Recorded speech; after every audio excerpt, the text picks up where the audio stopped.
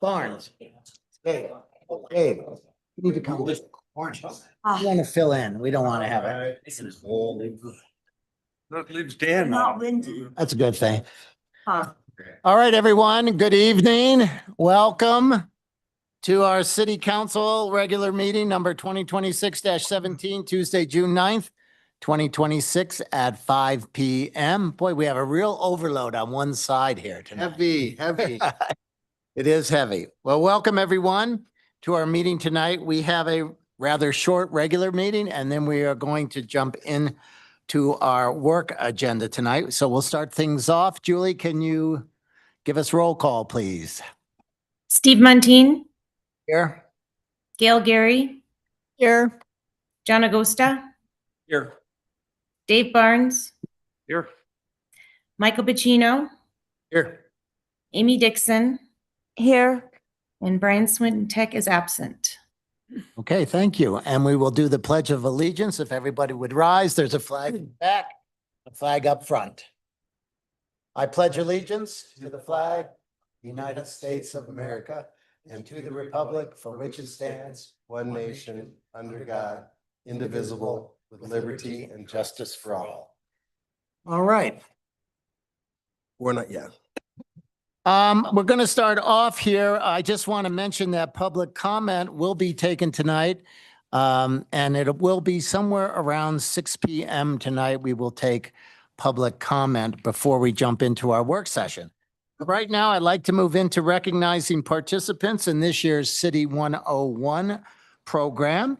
And what I'm going to do is read off everyone's name. And if you're here, why not come on down and kind of make a semicircle here? And then I have a few words to say, and then we're going to open up for those of you who would like to speak tonight. All right, so here are this year's City 101 class. In the city employee category, we have Carolyn Gibson, Colleen Norling, and pardon me if I mispronounce your name, Doug Wilson, Ian Satterfield, Jacob Ganelli, Justin Barker, Kate Glitzgard, Mackenzie Carroll, Myra Perez, Mitchell Lewin, Josh Schwarter, Patrick Campion, Sarah Briones, Josh Coley, Kaylee McCarthy, Landra Brown, Eli White. And from the community, we have Andrew Berlakis, David Bodker, Karen Stinger, Patrick Keogh, Laura Karsh, Jake Cruz, Ashley Dean, Bo Cahill, Garrett Smith, Christopher Belensky, Monica Burshank, Arlene Carlin, Matthew Roshan, Bill Thomas, and Lisa Caminetti. So, congratulations, first of all.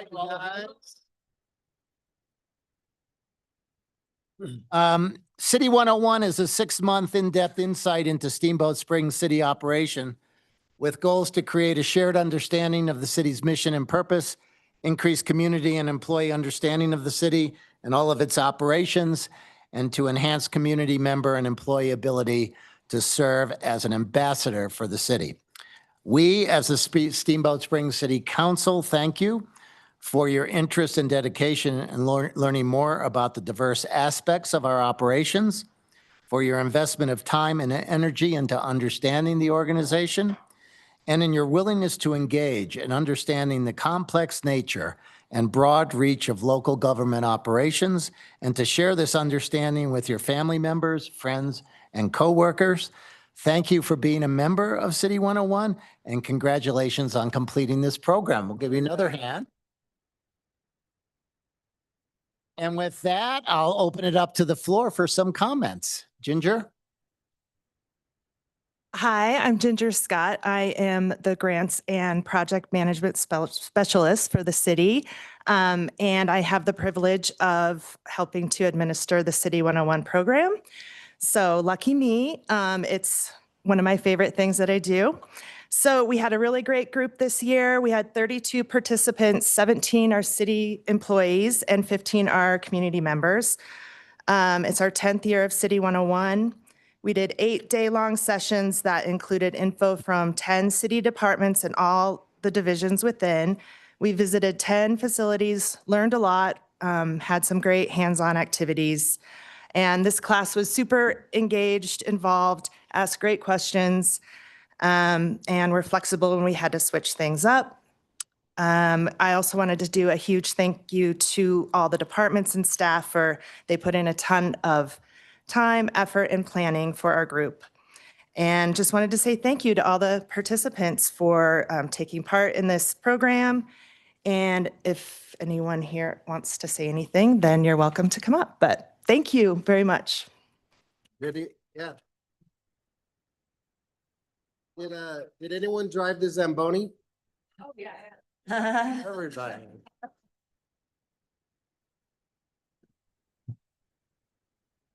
It's going to be short and sweet. Ginger, you're awesome. Aw. Thanks for everything. All right.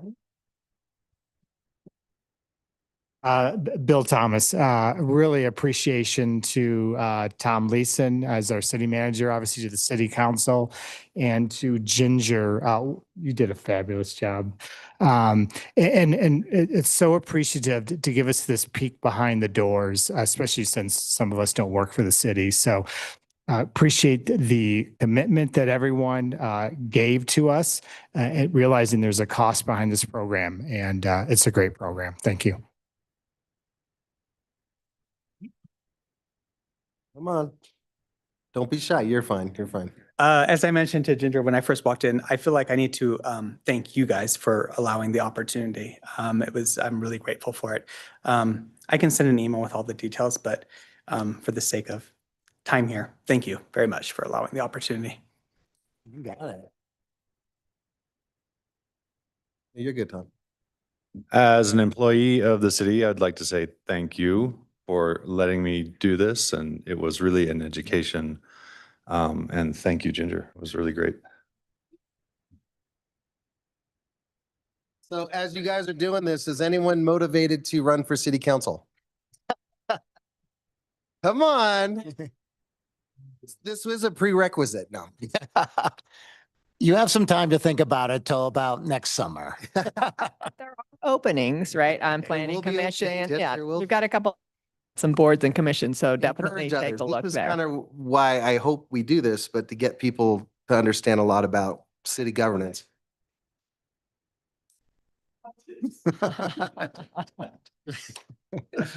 Well, Front row seat. anybody else? Is Exactly. there anybody else who'd like to comment? Okay, good. So Josh Schroeder is not able to be here, our airport manager. He and his wife are about to have a baby any minute, so he Yay. is with her. But he wrote a letter that I'm going to read from him. Council members, I would like to express my appreciation for the opportunity to attend City 101. What a great program. Not only did we learn about the wide range of services provided by the City of Steamboat Springs, but we also had a chance to participate in many fun activities, including heavy equipment and truck operations, welding, bumper cars, Zamboni driving at the ice arena, and of course, an in-depth tour of the wastewater treatment plant. As a relatively new employee at the city, this program gave me a much clearer understanding of the many services Steamboat Springs provides to the community. It helped me better understand my role within the broader scope of city operations and how my division contributes to the overall success of Steamboat Springs. City 101 is a tremendous benefit to the community, offering not only employees, but any residents the chance to gain deeper insight into the city's many services and resources. A big thank you to Council for supporting this valuable program. Please continue to support it in the years ahead. Another big thank you goes out to all the departments and division heads and staff members who paused their daily operations to offer tours and lead activities that made these sessions so enjoyable. They invested significant time and effort to share their knowledge and provide meaningful, informative experiences. Lastly, I want to extend a heartfelt thank you to Ginger Scott. In addition to her daily responsibilities as a grant administrator, she took on the enormous task of coordinating this program. I can only imagine the hours of emails, phone calls, scheduling, catering orders, weather monitoring, last-minute adjustments, transportation logistics, and reminders to bring our coats that she managed behind the scenes. Her passion for the program is evident in every detail. Thank you, Ginger. Keep up the great work. From Josh. Right. Okay. I well, just want to add in and echo what everybody else said. I had the fun dual pleasure of being both a participant of the program and also I get to work with Ginger every day. So I get to see behind the scenes all of that work that she does put in. And it is tremendous. And she does it with such care. And it's a lot of work, you guys. So thank you, Ginger. And I am really excited to get to do this with you next year. So I get that great pleasure too. It was a lot of fun. And I think I can see for myself that I learned so much that even as a city staff member, I don't know that I would have learned a lot of what we got out of this. So thank you for making it possible, and thank all of you for making it possible, and all of you for making it possible. And that's all I got. So anyone else? Okay. Good job. Thank you. Okay. All right. Thanks again, Ginger, and all of you. Congratulations. I would like to add that I'm a graduate of Steamboat 101. And what I took out of it is, really you gain appreciation for what each of the components within the city do and how they're all interconnected, and answering the why, why we do this, and what, and that really helps you. And I encourage, everybody out there in the community to actually take this, free course. I think it would really help you understand and, provide valuable feedback based upon what you're learning. So I fully support this program. Great. All right. Okay. Thank you. Thank you. Applications are good till August for city council. This is 2027. 2027. 2027. All right. Start now.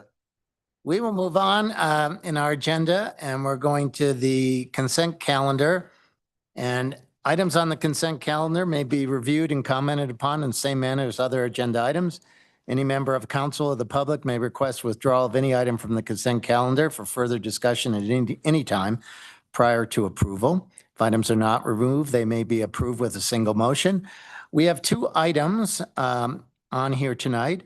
The first is a resolution adopting the city council goals for 26 and 27. And the second one is a resolution adopting the 2026 City of Steamboat Springs strategic plan.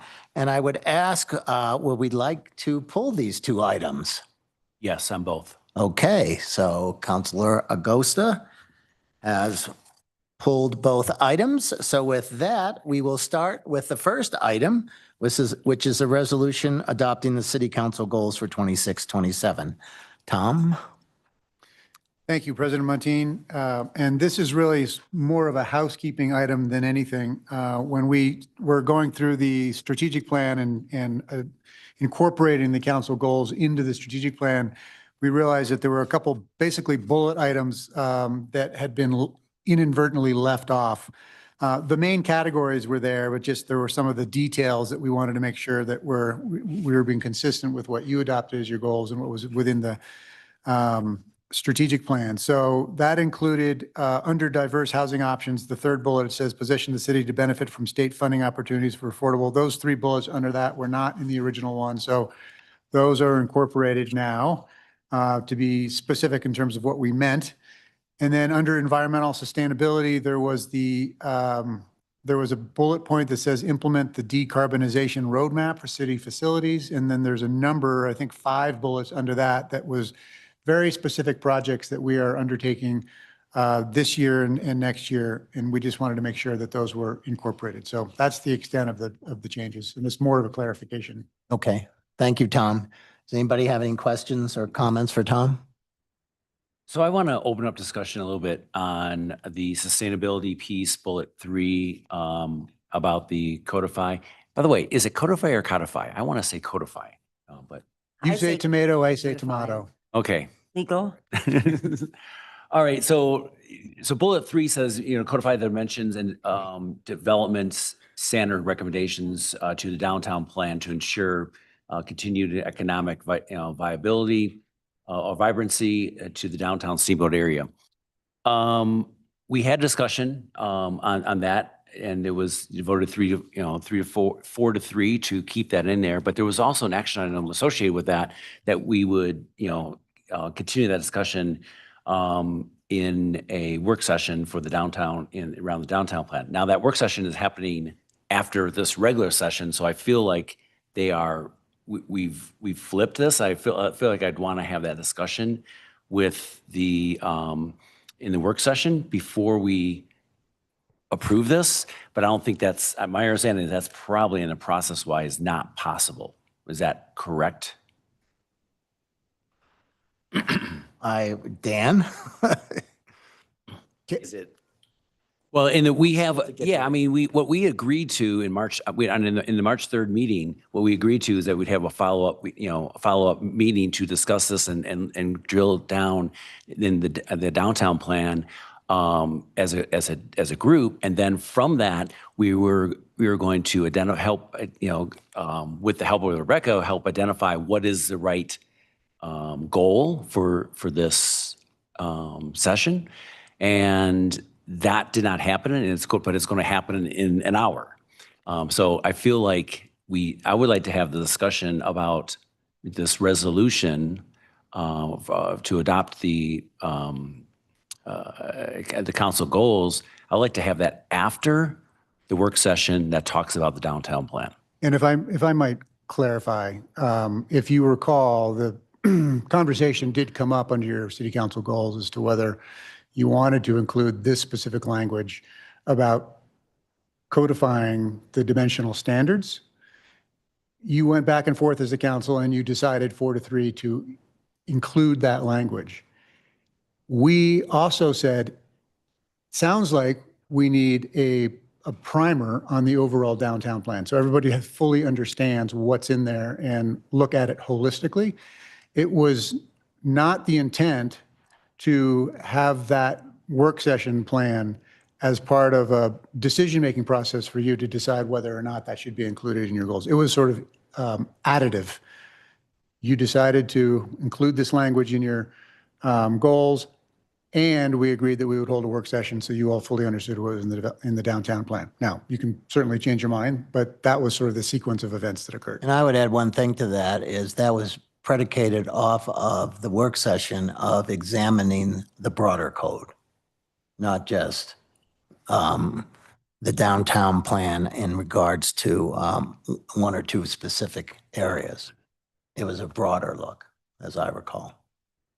I was gonna say, I did go back and listen to the hearing today, we went back and listened to the 3-3 just to try to get clarification on that.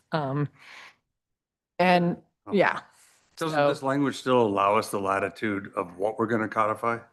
I mean, Like it's just a goal to codify. It doesn't say how we're going to codify it or what the exact codification is going to look like. that's kind of how I interpret it. It was more like, hey, group, as a goal, we're going to focus on this developments, the dimensional standards and development standards, something we need to look at. And where we haven't had that as a goal. So specifically, setting it out there like, okay, we want to achieve it. We don't know if we're going to be able to codify it. We don't even know where we are. We're going to have a conversation later on. So I think part of my was keeping it in there is because I want to address it. I want to be able to bring it up and have the conversation.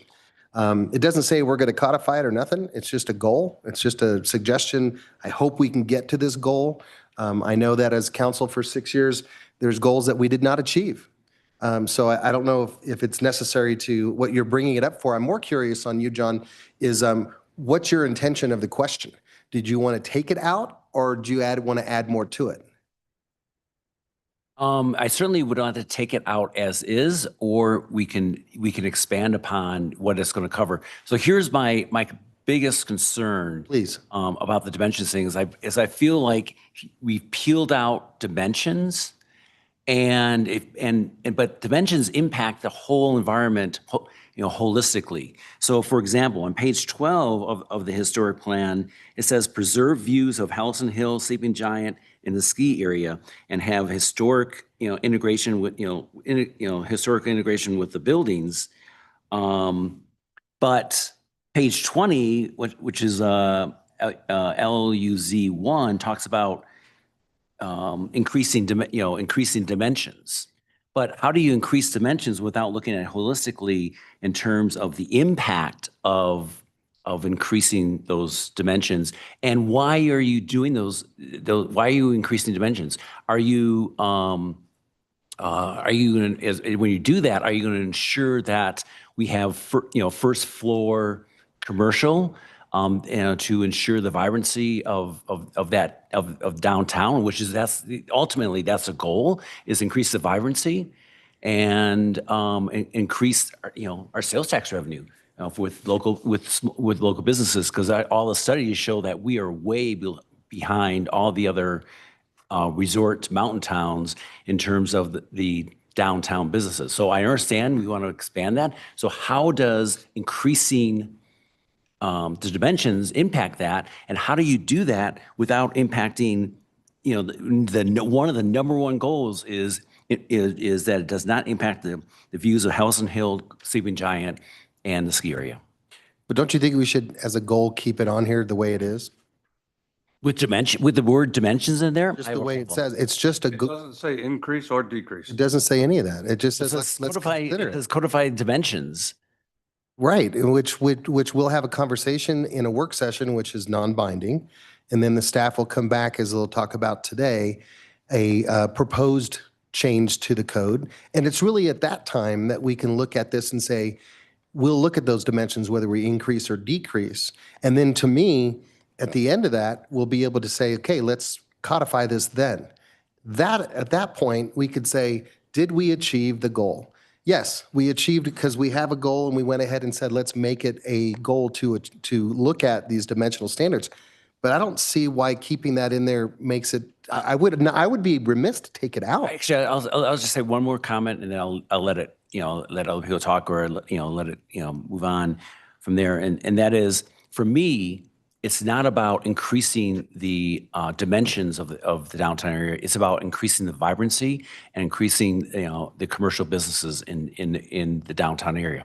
Those are the things I want to make sure that we are, if we're going to work on something, it's going to be increasing vibrancy and increasing, commercial businesses in the downtown area. And so, but we're leading with dimensions that. So maybe there's something in dimensions that help it out, but it's, it's standing by itself. And so I'll pause there. And I'll just underscore that. I mean, this is the same conversation that we had, right? I mean, and on a 4-3 vote, decided to keep the word codify. I believe that I had suggested, let's review. And again, and I was I object to this goal. I'm certainly not going to object to all of our goals because of this, but I absolutely want to go on record that I don't agree with the goal to codify specifically to pull out the dimensional and development standards from the downtown plan. I think one of the whole thoughts was that we were going to look at the downtown plan because there are a lot of different recommendations in the downtown plan that I think need to be taken into our discussion in a whole, right? I mean, we've got a lot of issues that we are confronting. So if I understand you correctly, I mean, to me, it seems like a discussion in semantics, because as a group, we want to look at the design and development standards that continually come up in variances in our code. Is the word codify I mean, if you want to change that to something else, as long as we get to review it and as a group talk about it, that's the goal that I'm looking for. For me, it's the word dimension. Is that the same thing for you, Gail? Dimension? Well, no, I suggested the word review as a compromise. I don't agree with the goal. I've just read that. I mean, I don't agree with this goal at all in terms of focusing staff time on, You think it remain in contrary opinion to the CDC? Yeah. The two codes aren't one. I want to have the work session and based on the work session, just identify what's What are some of the things we can pull out?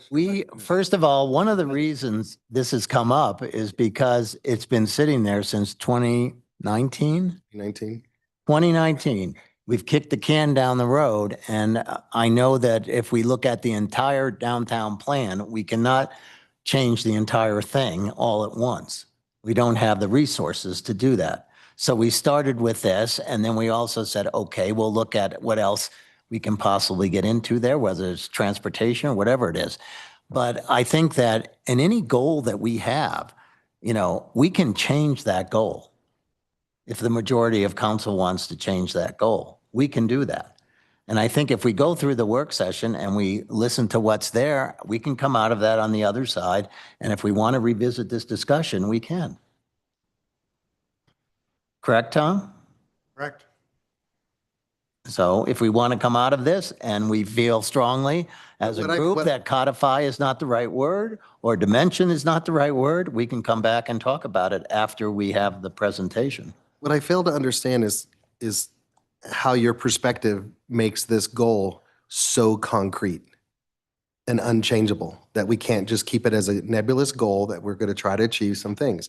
I still haven't understood your guys' comment on why is this, I mean, explain to me a little bit why it's that big. I mean, it's just a goal, guys. To me, if you just left, if you got rid of dimensions and you left development, because development is so broad that, because dimensions can fit in development, or, can fit in. That's what I'm saying. You guys are being So, nitpicky. yeah, off so it. I. It doesn't matter.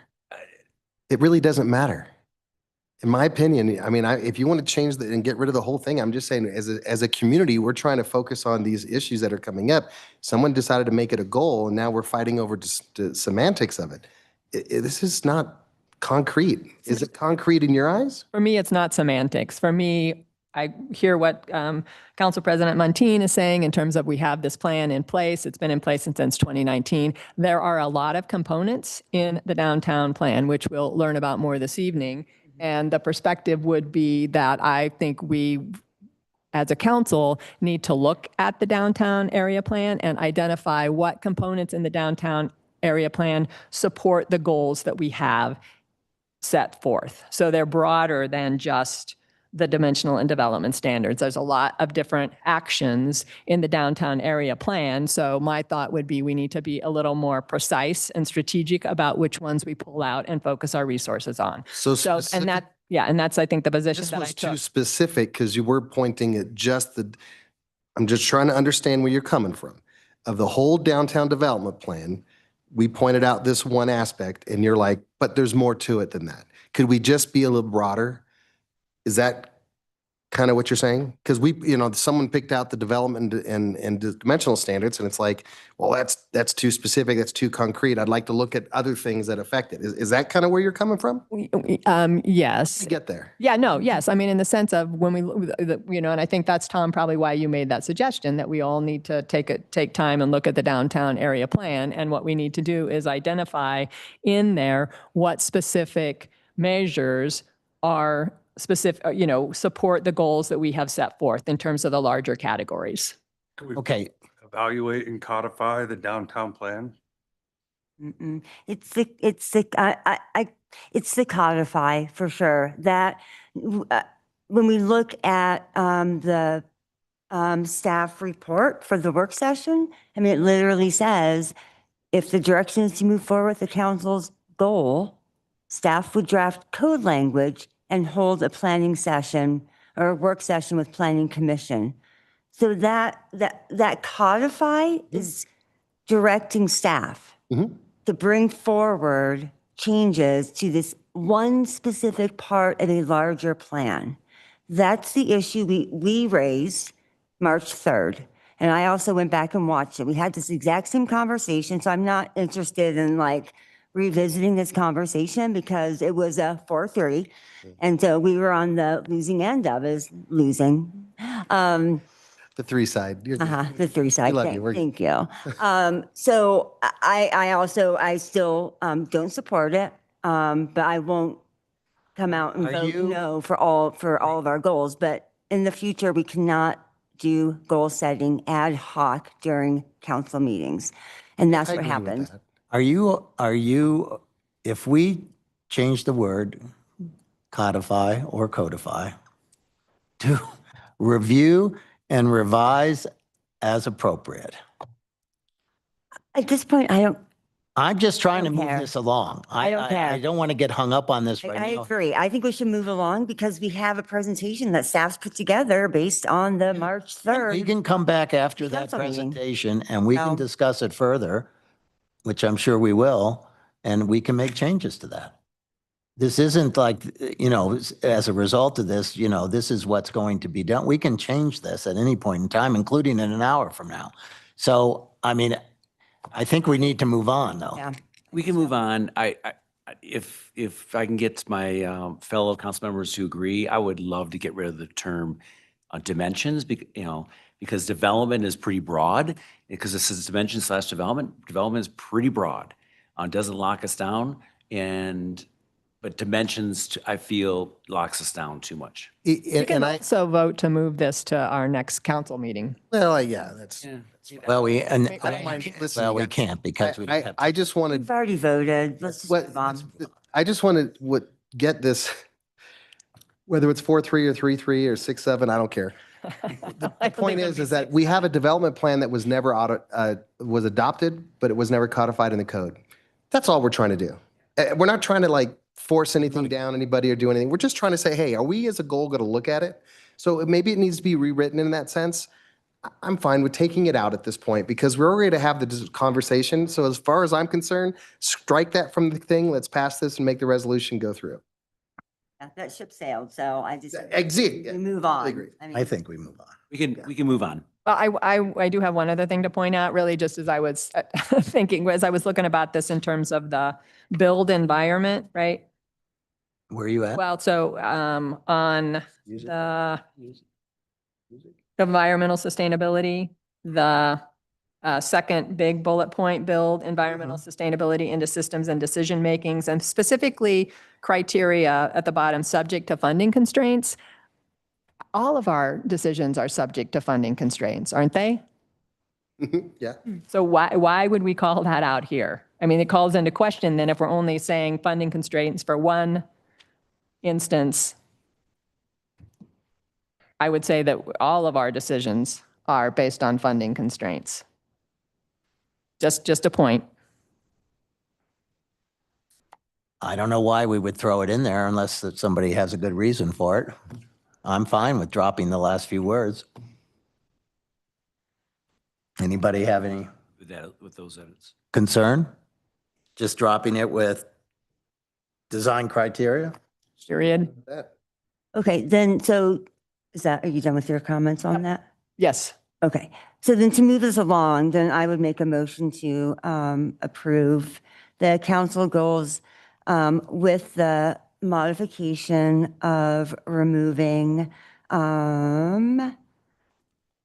subject to funding constraints under our environmental sustainability. Okay, we have a motion from Councilor Dixon. I'll second that.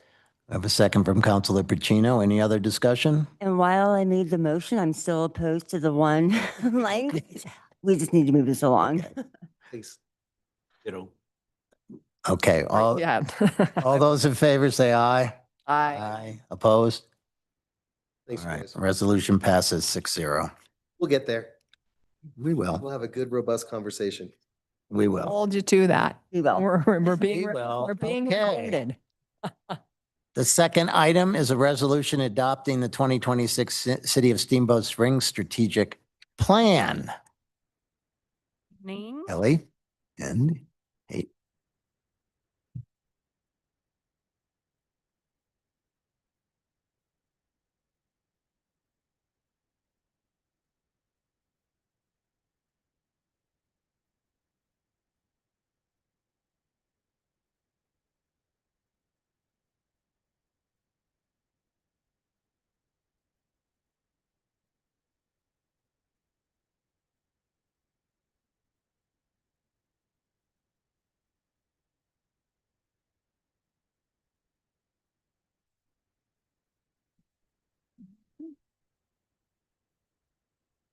All right. Good evening, council members. Kelly Romero Heaney, your Deputy City Manager. With me tonight is, Kate Clickguard, Programs and Grants Manager. and so Kate and I led the Strategic Plan Committee, your internal staff Strategic Plan Committee. Kate did a ton of work on this process, and so we were excited to have her present with me tonight. So staff are pleased to present the 2026 Strategic Plan to City Council with a request for your formal adoption. You may recall the presentation that I gave to you all back in December when we went through the process, the outcome areas and objectives, and that was all ahead of your council goal setting session in December. Rather than repeat all of that tonight, we'll do a quick refresh and then move on to the initiatives. So our vision, mission, and values, they should drive who we are, where we're headed as an organization, but without a strategy to operationalize them, the city's commitment to proudly serving our community with excellence and distinction is nothing more than an inspirational quote on a poster in your council chambers. We aim to be a quote, innovative and inclusive organization strategically providing outstanding municipal services. Realizing this vision requires strong values, service, integrity, respect, teamwork, well-being, compassion. These are the glue that drive that hold our operations together. And a shared strategy is what drives our work forward. So, you know, I went to the Northwest COG meeting in Silverthorne for you all a month or so ago. And they have reported out on a study they commissioned of how municipalities in the region are navigating the significant uncertainty confronting local governments. No surprise, the top 3 issues: housing and affordability, infrastructure strain, and environmental risk, and long-term economic stability of mountain towns, like top 3 issues. However, the study also revealed a growing mismatch between what communities want, what they can afford, and what our systems are built to support. It also demonstrated that local governments in the region understand these issues. You all know this. And that we don't lack for great ideas or plans for tackling them. What we lack is the capacity to execute all those great ideas. For example, the city has made a host of commitments in the Steamboat Springs Community Plan and a variety of master plans, like those that you see here on the screen. But if all these commitments are just floating in the air, it can be tough for staff to know where to apply our limited time and resources, and it's hard for you all to know where to apply your political capital. So given these execution capacity constraints, we need to focus on what we can actually deliver and not just on what is needed. So today, that's what we're delivering to you, a strategy to be tackled over the next 2 to 3 years that clarifies what we can do to operationalize the city's vision. And if there's one thing that we learned since our 2023 strategic plan is that we had way too many strategic objectives, 88 of them. Now we're calling them initiatives, and we have 42 of them, and 18 of those are your city council goals. So maybe by the next version, we'll have, 21 of them? Who knows? And I just want to make a quick note on our day-to-day operations. A strategic plan is not a comprehensive operations plan that calls off the often thankless day-to-day work that your hardworking staff delivers to the community. But that doesn't make that work any less vital to realizing the city's vision. In fact, our daily operations are what floats this boat. Strategic plan is just what charts the path. I like that. All right, it's my turn now. So the timeline you see up here, it should look a little bit familiar, although it's a little bit of a different structure. So this is going to be the bulk of what I'm going to talk about. So this is your only visual, and you'll have to just bear with the sound of my voice for a couple minutes. So taking us back to the fall of 2025, at that time we were in the gathering inputs phase. And, before getting too far into the nitty gritty, I really want to emphasize throughout the process that we were really intentional about the collaborative nature of how we wanted this to work. Besides mission, vision, values, community priorities, your goals, staff input were also guideposts throughout the whole process. And in order to keep us on point with that, we really wanted to make sure that as we were learning things and coming up with new ideas and drafts, that we were continuing to bring it back to collaborative spaces to get feedback and doing that again and again throughout. So I think you'll see that as we go through the flow of how this process unfolded. So going back to the beginning of this timeline, where we were then was in the process of gathering issues forms from our staff teams. So in their departments, department directors were getting forms from their teams that were identifying opportunities for improvement, issues, challenges, and they were collecting all of those. We ended up getting about 60 internal forms. Simultaneously, we were reaching out for input from 6 key community partners that were giving us the same information.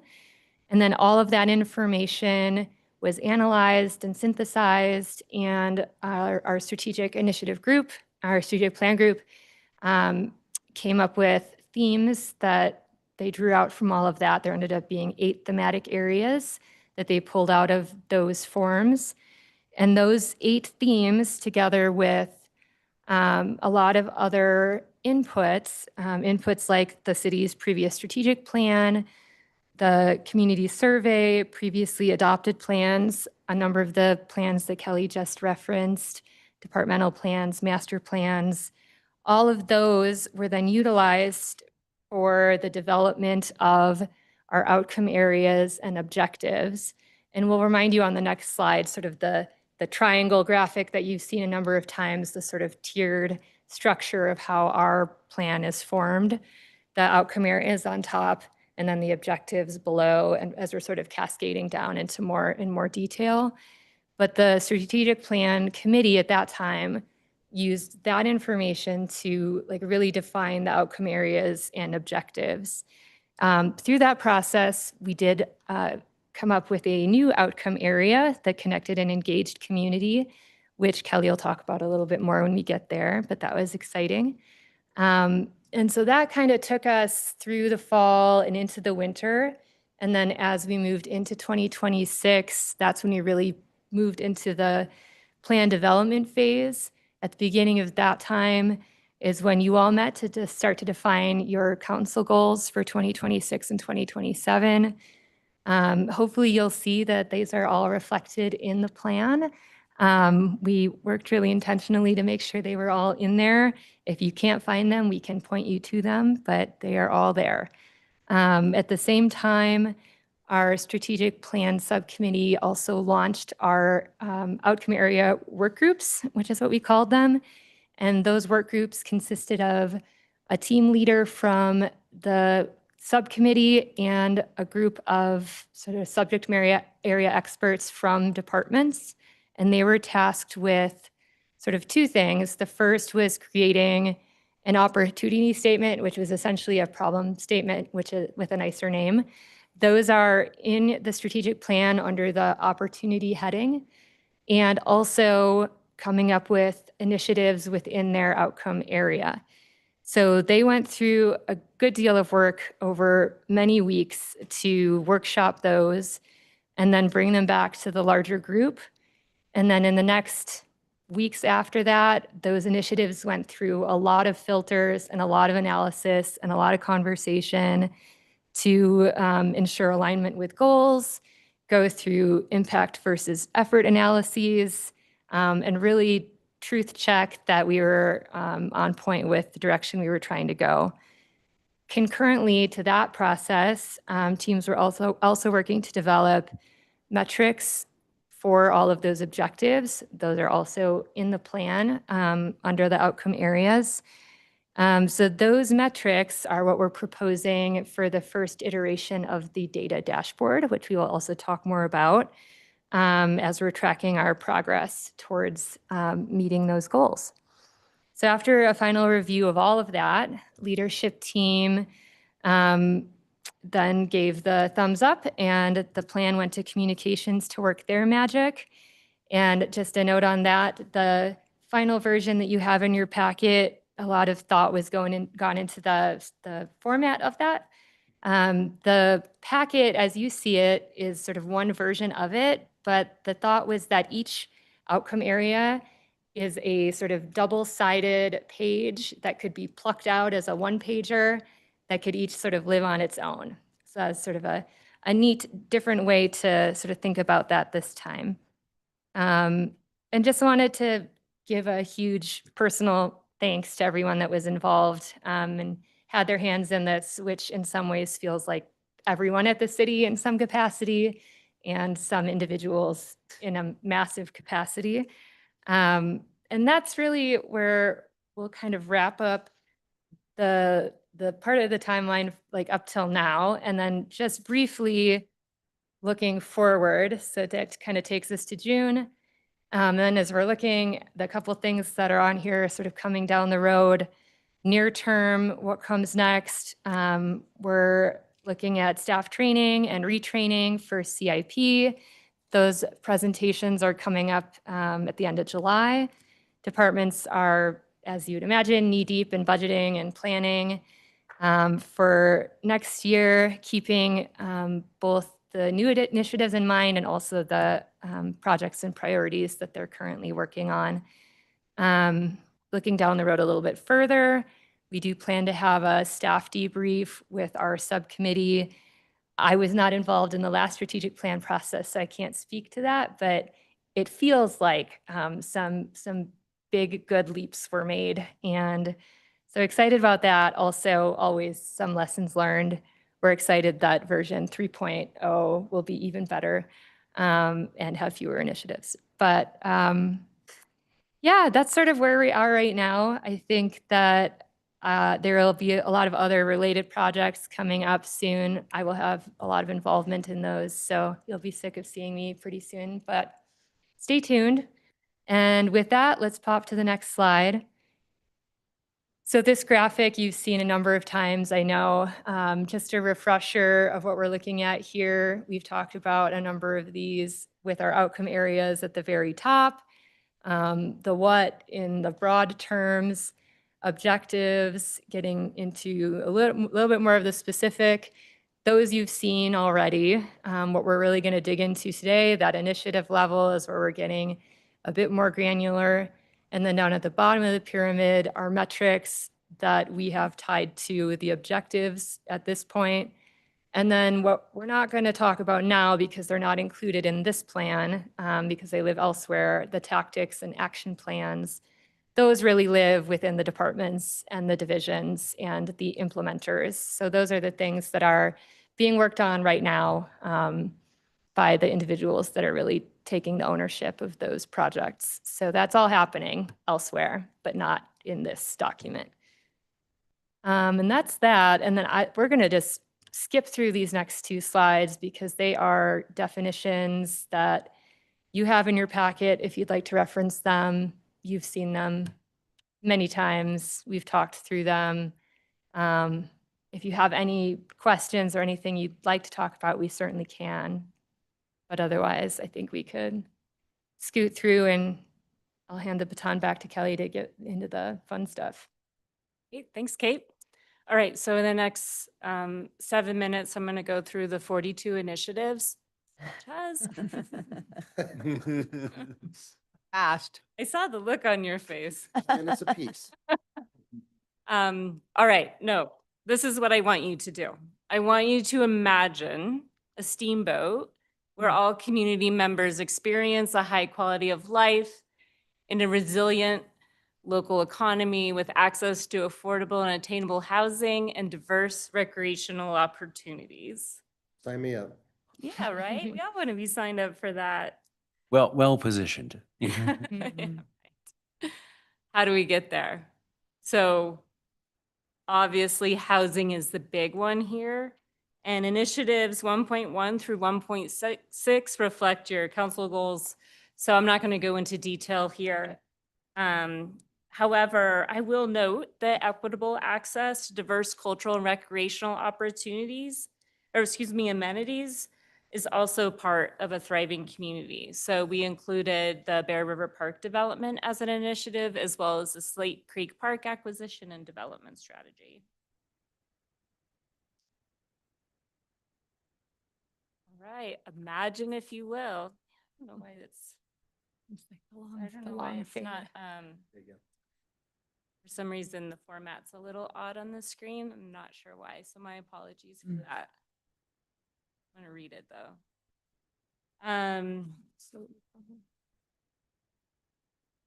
All right, so imagine that the community is connected, inclusive, and informed. Community members feel a sense of belonging and pride and celebrate our preserved history and rich cultural diversity. As Kate noted, this is a new outcome area for our 2026 plan aimed at tackling the declining public trust and civic engagement while bolstering that sense of community that makes Steamboat so great to live in. So developing a communications engagement strategy, already a council goal. I'm excited we're actually kicking that project off tomorrow with our consultant, Slate Communications. You all will be engaged in the development of that plan. Other initiatives include One City, Many Voices, community and partner celebrations. This is what we like to call the party initiative. Civic engagement is more than just giving a 3-minute public comment at council or posting to social media. It's gathering, it's shared celebrations. We've got some great examples of this, from Touch a Truck over at the fire station to the Bear Dance a couple weeks ago. So we want to do more of that. Historic preservation plan implementation. Yay, we have a plan. Let's implement it. Best place to start is to start tackling our CDC updates. And then finally, a lot of communities like ours are developing and implementing tribal engagement frameworks to establish respectful, consistent, and culturally informed government-to-government relations. So there will be more to come on that. Again, I'm so sorry about the format here. What happened? Slow roll. So imagine, if you will, the natural environment is stewarded by taking bold climate action, restoring and protecting river ecosystems, and conserving the natural landscapes, forests, and wildlife that define our community, right? These are some of the things that make Steamboat great. Initiatives 3.4, 3.6, already through 3.6 are already council goals. I just want to highlight the forestry program initiative that recognizes the need to care for our urban canopy as well as the forests on our city open space that surround our community. All right, imagine, if you will, excellent public services are delivered through a fiscally sustainable model, an empowered and engaged workforce, and a culture that prioritizes innovation, employee well-being, safety, and transparent customer service delivery. This is our high-performing government outcome area. It's kind of the back of house outcome area for us. And it includes objectives around continuous improvement, accountable and transparent service, fiscal sustainability, employee well-being, and engagement. There's a lot to unpack here, but I'll just hit on a few. One, the data strategy management solution. So Kate mentioned that external data dashboard that we're working on, but that's really just the tip of the iceberg. The bulk of that work is really getting our hands around data governance and how we use that data, how we collect that data, analyze that data, and apply it to improve our operations. Also, initiative 4.3, this is a big one on your plate as well. Fiscal sustainability. If we can't crack the code on revenue stability, diversification, and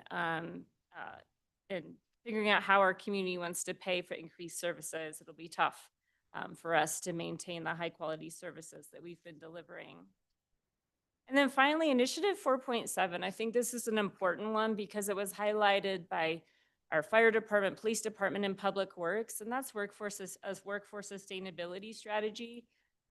Recruitment, retention, as well as succession planning are key for all of our departments. However, these emergency and critical services are particularly vulnerable given the high cost of living here as well as national trends. All right, safe community. The safety and well-being of all community members is prioritized by mitigating natural hazards, strengthening emergency preparedness and response systems, and fostering a culture of trust and collaboration in public safety. Public safety is a big reason why local government exists. We've got a few key highlights that initiatives I'll highlight here. 5.1, 5.6, they both tackle the wildfire risk that we're faced by implementing a wildfire mitigation program on our own property, our open space property, while advancing a fire-resistant community by implementing the Wildfire Resiliency Code. And then finally, Initiative 5.8. It's not something we like to talk about, but technology integration into special events and emergency response. Both our PD and fire department feel like this is really important for us to focus on so we can enhance security for these gatherings or emergencies. All right, I'm almost done, I promise. Reliable and resilient infrastructure. The city's infrastructure systems are planned, designed, and maintained to be safe, sustainable, and resilient, and to effectively support current and future community needs. So I referenced that Northwest COG study, and again, aging and inadequate infrastructure are posing major risks to all of our communities. So that's why one of our key initiatives is creating a new asset management system so that we can collect and apply data to protect our assets in an efficient and systematic way. Deferred maintenance is expensive, so we want to prevent that. And also a big one we'll be talking about more is the public works facility design and construction. There, obviously more demand on our public works services, but we have outgrown our facility. All right, I'm going to wrap this up. It was a lot. We tried to save time for questions and discussion, but I just want to close by saying I think the strategic plan would really help us as staff, as an organization, work together, especially across departments. I think it'll also help us tell our story. You've already seen us start to bake that into the city manager report and the city newsletter. And then finally, I think it gives us a playbook on how staff and council partner together so that we can deliver outstanding municipal services. So I'll end there. I'll see if Tom wants to add anything that we missed or answer all of your hard questions. Well, thank you, Kelly and Kate. That was, this is a tremendous amount of work. Yes, it is. Tremendous amount of work. So thank you for all the energy, effort, and results here. This is great. I think we want to just very quickly segue to public comment and see if there's any public comment, and then we'll jump right back in, okay? So if there's anybody in the room or anyone online, please raise your hand who would like to make a public comment on anything not on the agenda tonight. Please come on down, state your name and address, and you have 3 minutes. Come on down. Stay here. Take advantage of the opportunity. So City 101 participant, I did talk to several other council members. I'm sorry, my name's Matthew Rochon. I live at 1500 Fish Creek Falls Road. It's part of why I'm here to comment. So there used to be a bus line. My neighbor's Bart Kowalski used to be on city council. The bus used to run up there. Since he has left council many, many years ago, that bus no longer runs. There is no access to public transportation for folks that live, and there's been a lot of infill in that area in the past 10 years or so, right? So there's been a lot of development. So people on Highland Circle, people on Val Verdant Circle, and people on Hardwick Circle, they don't have access to public transit. That's especially concerning with the resort going to charge $15 a day for parking for a purpose-built lot that then, keeps traffic out. So what are we all going to do? We're all going to drive down and we're going to park at the bank and we're going to take public transit from there, right? So I do think they are looking at, and so having been in City 101, I understand that part of the reason they don't want to do it is because they don't want to break their 10-minute response time and we're a little bit further up the road. I think that's a ridiculous reason. So if it's 11 minutes and we get service, I'm not that concerned about it. But the other thing is I think a bus actually, because it's still not more convenient to ride a yellow line to a bus stop and then go into the resort, like that doesn't actually change me just driving down to the bank, but putting the bus back there actually does, right? And I think if you look at the population density there compared to what it was when they stopped using running the bus, it's different now. And so I would just like the council to consider, every time I buy a snowblower, I pay city taxes on that snowblower to help fund the city. And so I would really like to take the benefit. And I would love to ride public transit versus having to drive somewhere to take advantage of the other resort. So that's my comment. Thank you. Thank you. for hearing it. We appreciate your comments. Come on down, Kelly. Grab it, run. Afternoon, Kelly Phillips, 62 East Logan. I'm here today because of the recent constraints analysis has finally proven what many citizens have said from the beginning. We were told that a Brown Ranch agreement estimated a new water treatment plant at 40 to 58 million and triggered at 800 EQRs. We know now that's completely unrealistic. The reality we face today is the water treatment plant will take 5 to 7 years to build, costs in excess of $100 million, and we don't even own the site yet for it. This is a massive gap between previous estimates and current projections. Worse, it's only that addresses the water infrastructure, not accounting for all the other city services. If leadership had listened to the community, started with a smaller, more manageable phase, like 400 units, residents could already be living in homes there today. Instead, the focus remained on a massive 2,246 unit plan that faced significant infrastructure hurdles. Fortunately, the community is finally being heard in some areas. I want to specifically highlight the recent update to the intergovernmental agreement implementing term limits for YVHA board members, which I thought was a great move. Under the new IGA structure, it's a necessary step.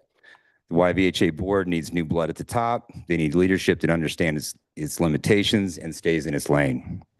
It is time to respectfully say thank you for your service, but individuals embedded in the financial flaws of the initial 2,246 units cannot continue to steer our housing future unchallenged. Council Pro Tem Gary, the responsibility to listen to the community fell heavily on you as the council president. Community raised valid concerns about infrastructure, scaling, and financial reality. But those warnings were set aside. This represents a failure to align project goals with actual constraints of our city resources. For the community to move forward and rebuild trust, we need leaders who recognize past operational failures, and it is time for a new perspective at the top. Along with the changes to the YVHA board and leadership, I ask you that you step down from the Slate Creek Steering Committee and allow fresh leadership to guide the process into a realistic and transparent phase. Thanks, guys. Thank you. Is there anybody online who would like to make a public comment? Please raise your hand. If not, Not seeing any other hands? we'll close public comment. And I want to just address the comments before you run out there regarding bus service. I'm going to be talking a little bit about some discussions we've been having around transit and around mitigation strategies, et cetera, for the winter parking program that SSRC is putting in place. And we had a meeting today. We're still working on that, but I will talk a little bit about it. And we are looking at some potential options that might address some of those areas that you're talking about. I can't really get more specific than that right now, but that is something that we're definitely concerned about and looking at seriously. So in the next couple weeks, we should have a lot more to discuss about that potentially. So just wanted to let you know about that. Okay. Any comment you would like to make regarding Mr. Phillips' comment before we move on? don't have to. You don't have to. No, no. No, I don't have any additional comment. If anybody would like to, I would certainly offer up that if there's anybody in the public that has any sort of questions or anybody, in the community that has questions, I am absolutely open to having one-on-one conversations with them. In terms of kind of the comments that, were made. So. I think one comment that I would just make is that part of the reasons that a main reason why we did this analysis in the first place was to understand what are the realistic things we can do out there now, given the fact that a number of years have gone by and conditions have changed. Things have been built. Interest rates have changed. A lot of things have changed. So I think what we're doing now is taking a realistic look at what can be accomplished, given the constraints and given the situation today, which was not at all the same situation 5 or 6 years ago. So. No. And I would like to add that council has full confidence in our fellow councilor Gary on the Slate Creek. We discussed it and all of us said, yes, Councilor Gary should be on that committee. So you have our full support and confidence. I appreciate Well said, that. Councilor Dixon. Well said. Okay. Tom, did you have anything you wanted to add to what Kelly mentioned, or Yes, we just add 3 points. First point is just a huge thank you to both Kelly and Kate. They came on board without really much strategic planning experience. And I said, here you go. Here's a new project for you. And they fully embraced it and did a really, really excellent job. So kudos to them.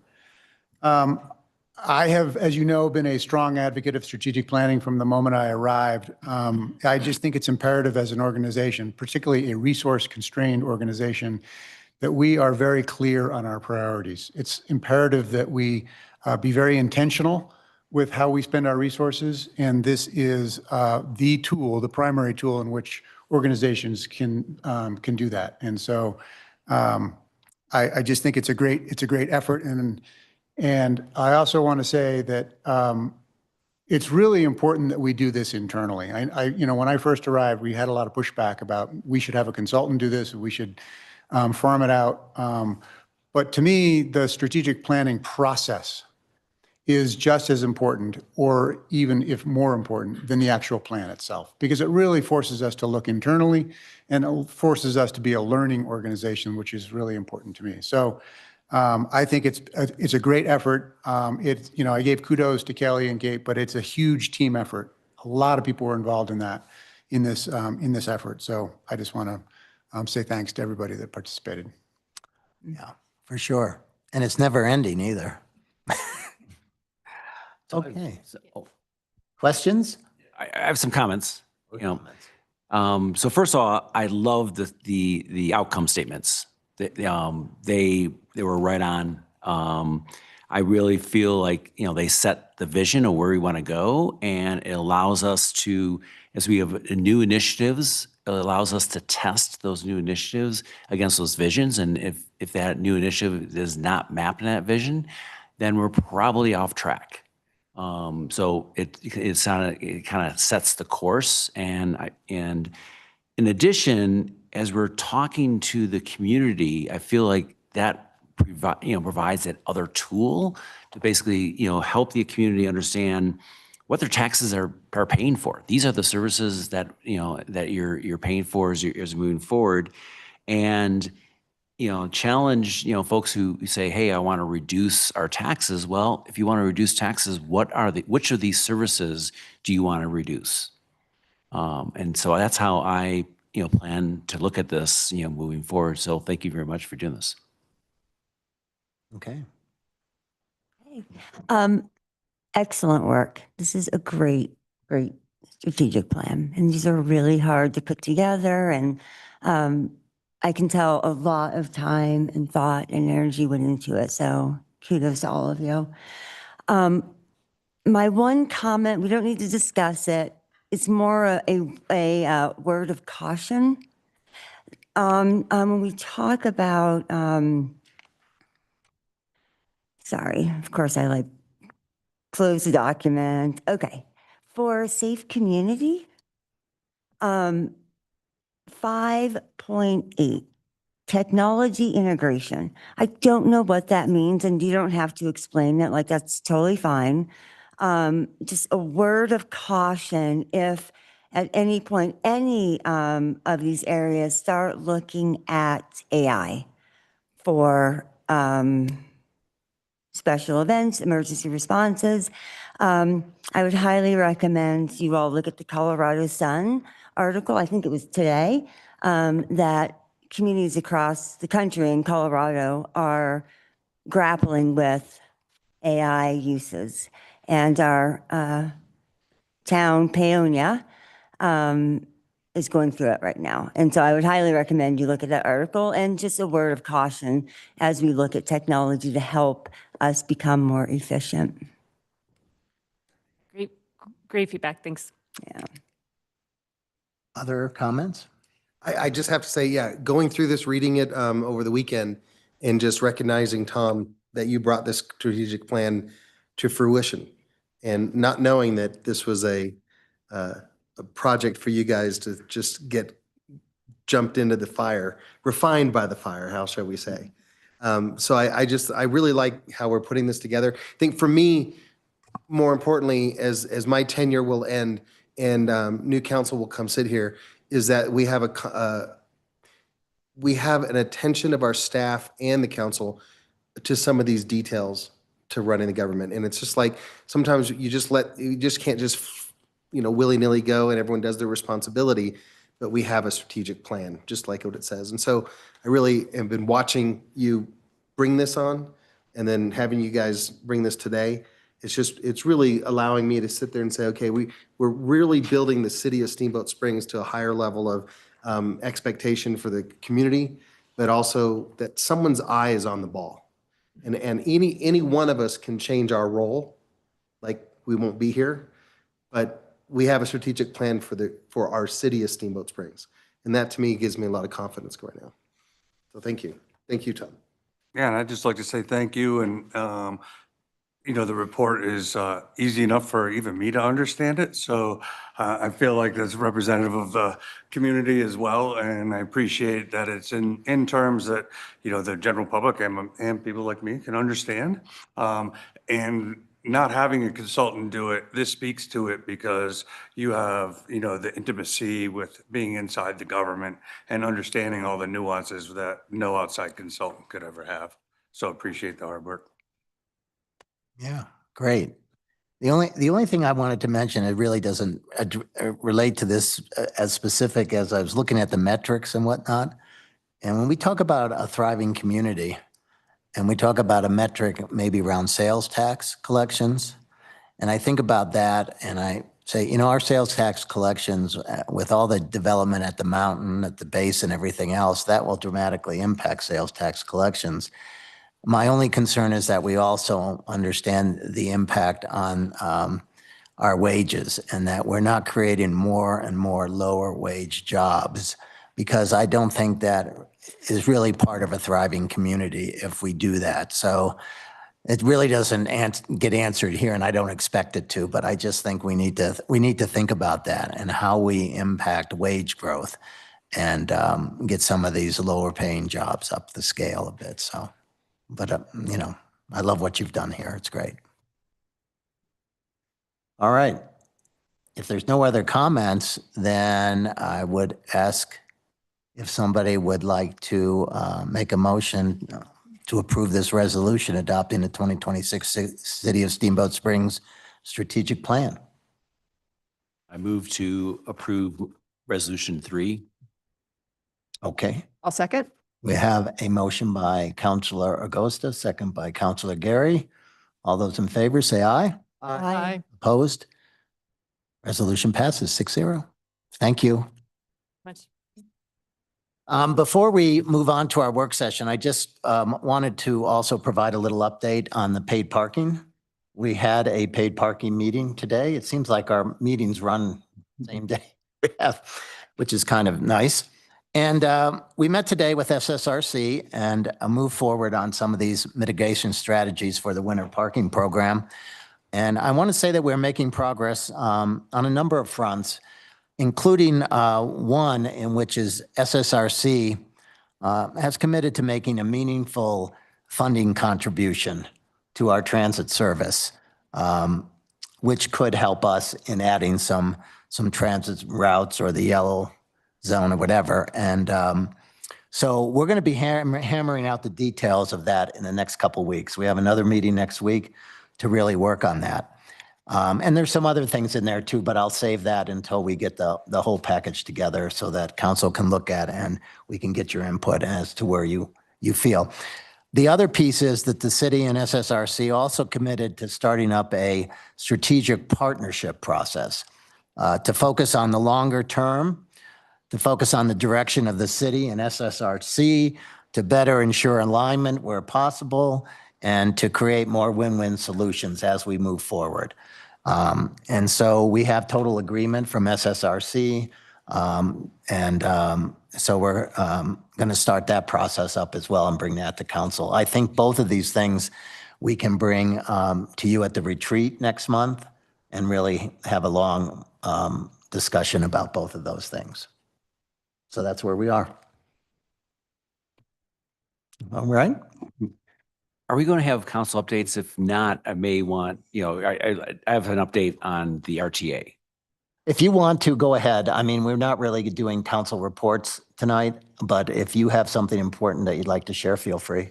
Yeah, I think it's just, be useful since we haven't chatted about that in a while, is basically we have a number of RFPs out that we're hoping to, have closure on by the end of the June. So we have an RFP for executive director search firm. We have an RFP out for marketing assistance for the RTA because we feel like we need to create and get a brand out there. Because actually one of the buses that is that's doing the regional transportation between Craig and Steamboat right now is actually up for refurbing, and it's going to, and we have the opportunity to actually, paint it and make it look like, our RTA service versus SST service. And hopefully, some of us like the idea of ride the Yeti and get, see how that falls. And then we also have an RFP for polling. We want to basically, poll the community around different, service priorities and different options for how we may actually fund those services. And so that polling, we're actually targeting to actually have done in July timeframe. So basically approve a poller by end of the month and then, have that work done in July.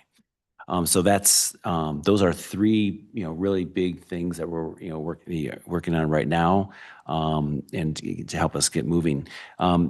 Also, the RTA chair, Sonia Macy's, and the finance director of Randy Looper, and myself attended VIA's Transit Tech. So VIA is a provider of on-demand transit solutions. You may not know VIA, but actually VIA is actually who does and runs the yellow line for Steamboat. And so it was they brought in a lot of their municipalities that are actually using their services. It's pretty broad and wide, and they have a lot of software tools associated with that. And one of the ones that kind of stuck up is basically they are doing a lot of data analysis on their routes. And so when we were talking about potentially expanding a service to other areas of Steamboat within their current service, they have the tools to sort of map that out and be able to show us what that looks like. And so, half of it, we have to be careful. Half of it was a sales presentation, but the other half is just understanding what their tools are and where opportunities lie for us. And so, especially since we are using that service today.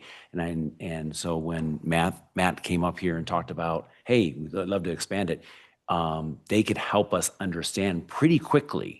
I'd say pretty quickly, within a week, I think, based on their tools, of what that would look like and some of the costs and impacts. But so that's just a quick update. And we made some good progress and we're moving forward. Thank you. So any questions for me about the RTA? Did you say you're doing an RFP to hire staff? Executive director? Help us find an executive director. So executive director search firm. Okay, so it's not to hire, it's for a search firm. Search That makes more sense. I thought you were, yeah. And the polling is an RFP for a polling, Okay, it's all for firms. Okay, thanks. I didn't catch that part. Yeah. Great. Well, thanks for the update. Is there any other updates that we need tonight? Okay, with that, then we'll move on to our work session. And first up tonight on the work session is we have the housing needs assessment. Brad?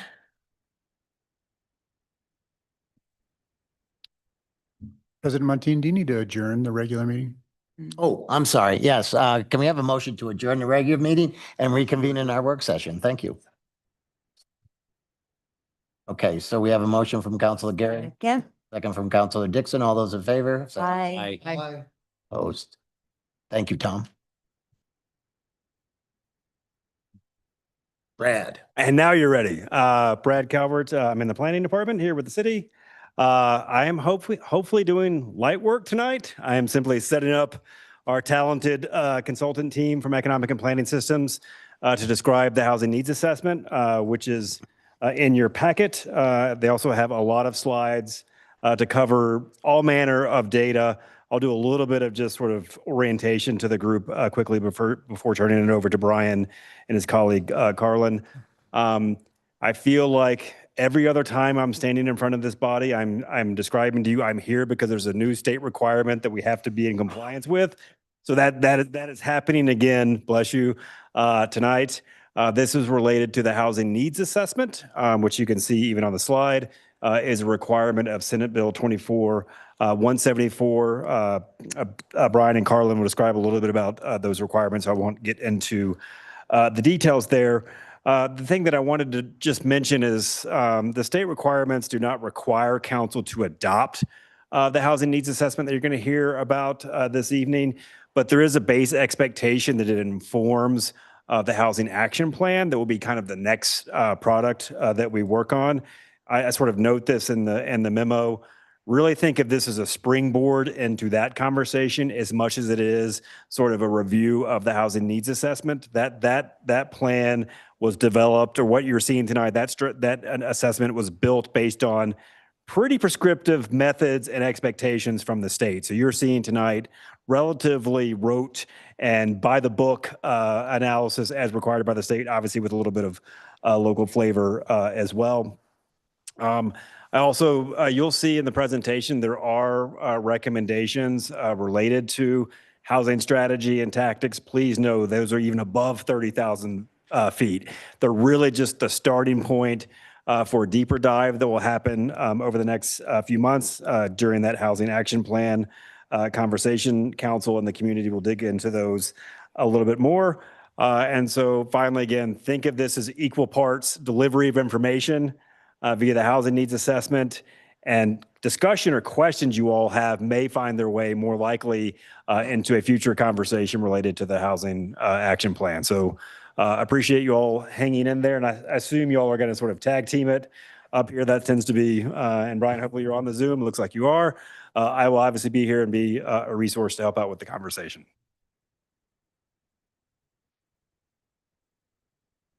We're back. We were in front of you a few weeks ago talking about linkage fees. So we appreciate the opportunity to come back and work with you some more. I'm going to lay out, we're going to try to we have a lot of material. We're going to try to move through it efficiently. If there's anything you would like us to go into in more detail, we're happy to. Just some, let's get into I'm going to speak about some sort of the requirements and caveats of this a little bit first. Brad covered it. I'm going to cover it again for redundancy here. SB 24-174 requires most communities in Colorado to do housing needs assessments. unless you're really small or not growing, you're exempt. So I'm going to talk about the requirements. We're going to go into the data. The next steps, the council has to accept this. It's not an adopted plan, but the city has to accept it, and then we submit it to DOLA with any comments. So this is really more informative. So the law it's a planning statute. It's really looking for communities to be considering smart growth principles kind of thing, making smart land use decisions and considering housing and housing affordability in their land use planning. So there's a lot of emphasis on jobs housing balance, which shows up in the methodology of how we're allocating and estimating housing needs. As Brad said, we're doing it by the book here. There are guidelines published by the Department of Local Affairs that define how to do these things. And they also define some of the elements of comprehensive plans that need to be addressed. So there's sort of a lot of compliance planning that has to be done in satisfaction of the SB 174. I already said that. They specify several required outputs in the housing needs assessment, which we have in the full report listed here. But it's, as Brad said, it's really to tee this up for the action plan. That's going to be a pretty in-depth discussion with stakeholders and with you all on, setting the city's course on what to do, right? So we've got a lot of information on what the problem is, and I'm sure you've heard a lot about what the problem is and want to know what to do. So we'll get there. That's in our contract to be working on that in 2026. This is the process. We do the work, we present it to you, and then we get any comments back and submit it to DOLA within 60 days. It does serve some important purposes under the law. So Proposition 123 is a separate bill that creates some funding sources for affordable housing development. And some lending, some financing sources. So in order to qualify for those sources, you have to have a compliant housing needs assessment. So this positions us for that. Now, those funding sources are limited to 60% AMI housing for rental and 100% AMI for ownership. And as you are well aware, and as we'll show here, the needs in mountain communities, including yours, span the full spectrum, from 0 to over 200% of AMI. So there's a process within Prop 123 to do what's called a rural resort petition, say that 5 times fast, where you can petition them to allow you to set your income limits higher based on local conditions. And the needs assessment is part of the process in doing that. So this is important for that purpose as well. And it's going to inform the policy strategies and actions that we'll be working on later in the year. This is not, as Brad said, a legally binding commitment to build the amount of housing defined in this housing need assessment, or to build it in locations shown in this housing needs assessment. This does not come with housing development money. It is not a market study. So for specific projects, those projects are going to do their own market studies to figure out what works on those sites, in addition to more detailed site planning to understand the context and the adjacencies and all that. So with all of those caveats, I'm going to do the definitions and then hand it over to Carlin, who I forgot to introduce, which I will. So affordable, the working definition, pretty standard in housing practice, is that affordable housing is housing that costs no more than 30% of your income. So 30% of your income towards rent, and the for sale definition is principal, interest, taxes, and insurance. And that's the definition we'll be using here.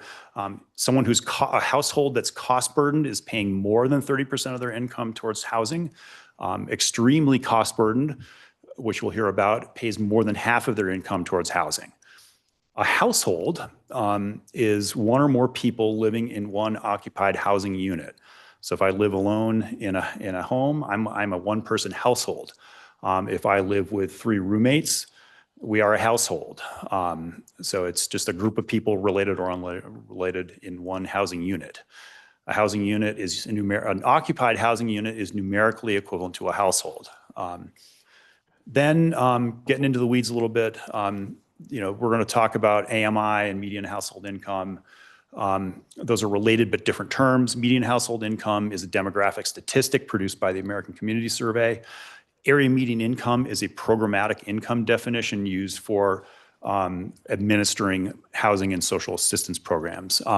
It so happens that the median household income in Routt County is pretty close to the two-person definition for AMI. And so a lot of our analysis is sort of pegged to the median household income in the county. So if that's of interest to you, there you go. A couple of big trends that we talked about, I think, in the YVHA work, and these are trends that we're seeing all over Colorado. Mountain towns are getting older. The over 65 population is the fastest growing age group. They are also getting more affluent, and households without children are the fastest growing type of households. So it points to a couple of things on different sides of the spectrum. There's definitely more need for senior housing as people age. That's older adult housing as people are aging in place and need different options. And the other piece of that is that the more affluent retiree type population that's moving in is creating a lot of affordable housing demand through job creation and continued pressure on the housing supply. And that is certainly things that are certainly present here in Steamboat. So we'll start getting into the data. Introduce my colleague Carlin Russell Carlson as an associate with us, and take it away. Thank you, Ryan. So we're going to start to get into some of the meat of the HNA now. There's going to be a lot of data in the next few slides, so we'll try and get through it in as efficient a manner as possible. So you want to start, this whole HNA is really based in jobs, especially the keep up kind of forward-looking portion of this assessment. So we want to start by calling out some of the largest industries here in Steamboat. This data table here is for Routt County overall. Steamboat has 81% of all jobs in Routt County and a higher concentration specifically of jobs that have lower annual wages. So you can see here accommodation, food services, retail, construction, things like that. We're looking at a range of about 50% to 80% AMI. These are some of the largest sectors. So this is what someone who's working here is making, that, that's the kind of housing that they're going to be looking for. We've also, Steamboat plays a huge role as the economic hub for Northwestern Colorado. So you've got more professional, higher wage jobs as well. It's not just purely this kind of tourism sector. So you've got different ends of the spectrum that are going to need to be balanced when talking about housing needs. So you want to start with looking at the affordability gap. This is for sale, and a lot of these, again, are similar to the YVHA numbers that have been previously talked about last year. Looking backwards at 2025, the median home price was $1.3 million. That is a lot of money. The typical two-person household earning that median household income of $106,000 per year can afford a $390,000 home. So you're looking at a gap of about $900,000. That is absolutely enormous, and that's a big reason that's driving a lot of the housing needs that we're seeing. Similarly, if you think about this in terms of the entire market, we're seeing 70% of sales are over 200% AMI. So a household making twice the median income, these homes are affordable even beyond that level. That leaves very little inventory elsewhere on the housing spectrum. That kind of gets into the Prop 123 petition that we were talking about earlier as well, where needs don't just stop at 100% AMI. We're really seeing it all the way up across the entire spectrum. On the rental side, it's a little bit more affordable. So you can see here, the blue is what's affordable for a typical household at the 1 or 2 person household income. Yellow is what that gap is. And actually, if you're a 2-person household, a 1-bedroom could be affordable to you if you're making 100% of AMI. This really speaks to some of the efforts that have already gone on in Steamboat to address the housing crisis. However, you have to keep your foot on the gas in order to continue to produce that supply of housing. So you can see here, there are 1,200 units of what the state defines as regulated housing, which includes units provided by employers for employees, as well as kind of the typical LIHTC housing voucher, et cetera. So you've got about a third of YVHA units, employee units, and workforce units. That makes up about 11% of the overall stock of housing units. However, if you take out all of the unoccupied units, it comes to about 20% of all households in Steamboat are living in these regulated units. And you can see here, I just wanted to note that we were pretty impressed by the stat. Like you Yeah. guys have made a lot of progress in the last 10, 15 years. I was going to say, that's actually exactly it. I was going to, if you look at the table here, you can see a lot of that growth has been since the year 2000, and especially in the 20. So you've seen about 600 units come online over the past 20 years, plus those 380 other workforce units. There's not exact dates because there's a wide variety of those. But you can guess about, most of those have been since 2000 as well. And so about 1,000 units of regulated housing that have been added in the past 20 years, which going back to here, it goes pretty far to making sure that, rent hasn't quite gotten away as dramatically as ownership has. So there's a section in the HNA, which is required by the DOLA guidelines, to go through housing problems. And so this is a wide variety of different things that citizens might be struggling with in terms of finding housing. The first is renters. We all know renters are more vulnerable to displacement, that you can get evicted, your landlord can change your property over into a vacation rental, something like that. And so a larger population of renters means that more folks are vulnerable and might be having housing problems. 1/3 of households in Steamboat are renters, which is a little bit higher than Routt County overall. And fully 60% of renter households are low income, which is officially designated as making less than 80% AMI. And if you think back to what we had seen in the wages, you can kind of imagine the types of jobs that those folks have, maybe in the food, accommodation services, retail, things like that. 40% of renters have moved unwillingly in the past 5 years. That was a finding from the YVHA study. So that's another big indicator of vulnerability and displacement risk. And again, some of the factors that we talked about that are leading to that, it's eviction, changing over to vacation rentals, rent increases, and other things of that nature. There we go. So cost burden, as we defined, that's spending over 30% of your income on housing costs. So 41% of all households in Steamboat are cost burdened, of which about half and half cost burdened. So they're in the 30 to 50% of income on housing. 20% are severely cost burdened. So you're spending over half of your income on housing. Among renter households, that number is much higher. 60% of renter households are cost burdened, and half of those, so 32%, are extremely cost burdened, spending over half their income on housing. Thinking back to the other vulnerability factors that we just talked about with renters, you can see again, there's a big need here. We also took a look at this through the impact of the economy and thinking about the effect that housing issues might have for employers. So in the YVHA study, a survey was conducted and every employer that was talked to reported difficulty in hiring because of housing costs and supply, which is a really big impact on the local economy and the ability to, grow your business. 2/3 of respondents in a survey of young professionals feared that housing costs would cause them to become displaced, and there were 105 jobs at a survey of nonprofits that were unfilled due to housing costs. Obviously, nonprofits, that's a small slice. So if you expand that to include all other types of businesses, that's a lot of unfilled jobs because of housing issues. Lastly, some other displacement risk factors. Renters, we just discussed. The Hispanic and Latino population is also specifically at risk for displacement. You tend to have a larger household size and smaller units. So there might be some overcrowding factors, more likely to be cost burden, as is found in the YVHA report. People are having longer commutes, and possible limited English proficiency could lead to issues in landlord disputes, understanding resources, and things like that. Mobile home parks have a lot of vulnerability as well because you own the trailer, you don't own the land underneath, so that land can be sold. You can have an increase in lot rent, which both can displace people. There are some YVHA-owned parks that really helps mitigate the risk, and kind of later when we talk about strategies and the housing action plan, that can be something else to look at.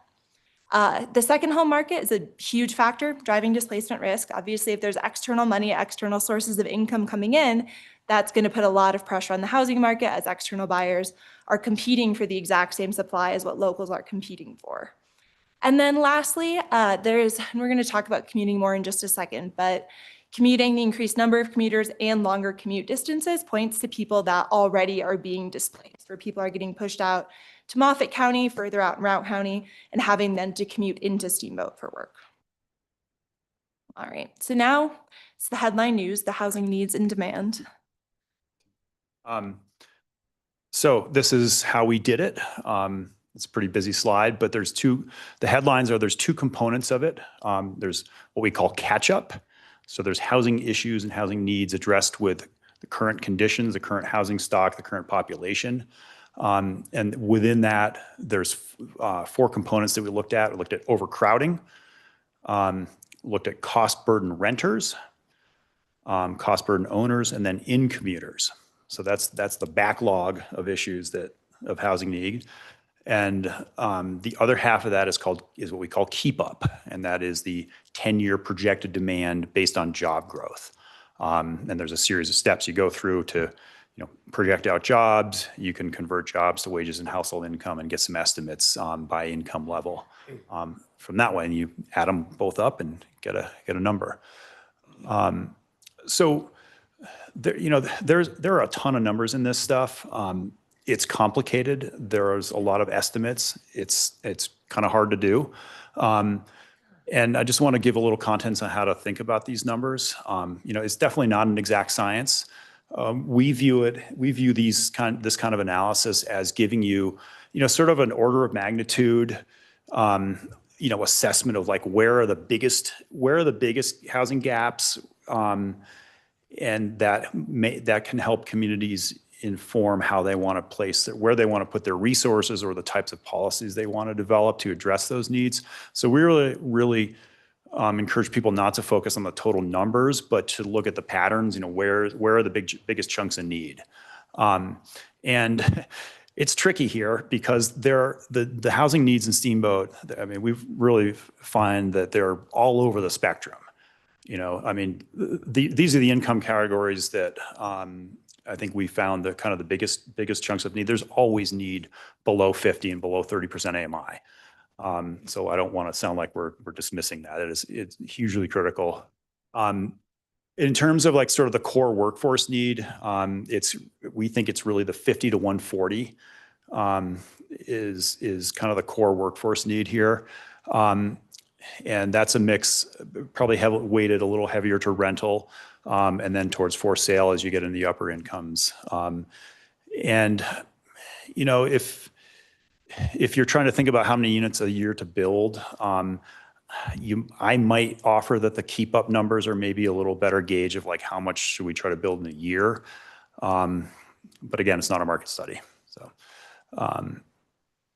So these are the totals. So we've got catch up of about 1,500 units, keep up of 767. What does that add up to, Carlin? 2,340 is the total. Yep, is the total need. You could spread that over 10 years and think about it as about 2,100, 230 units a year or so. And this is the income distribution of where it is, right? The biggest one is 50 to 80% AMI, right? That's really solidly in your sort of core workforce.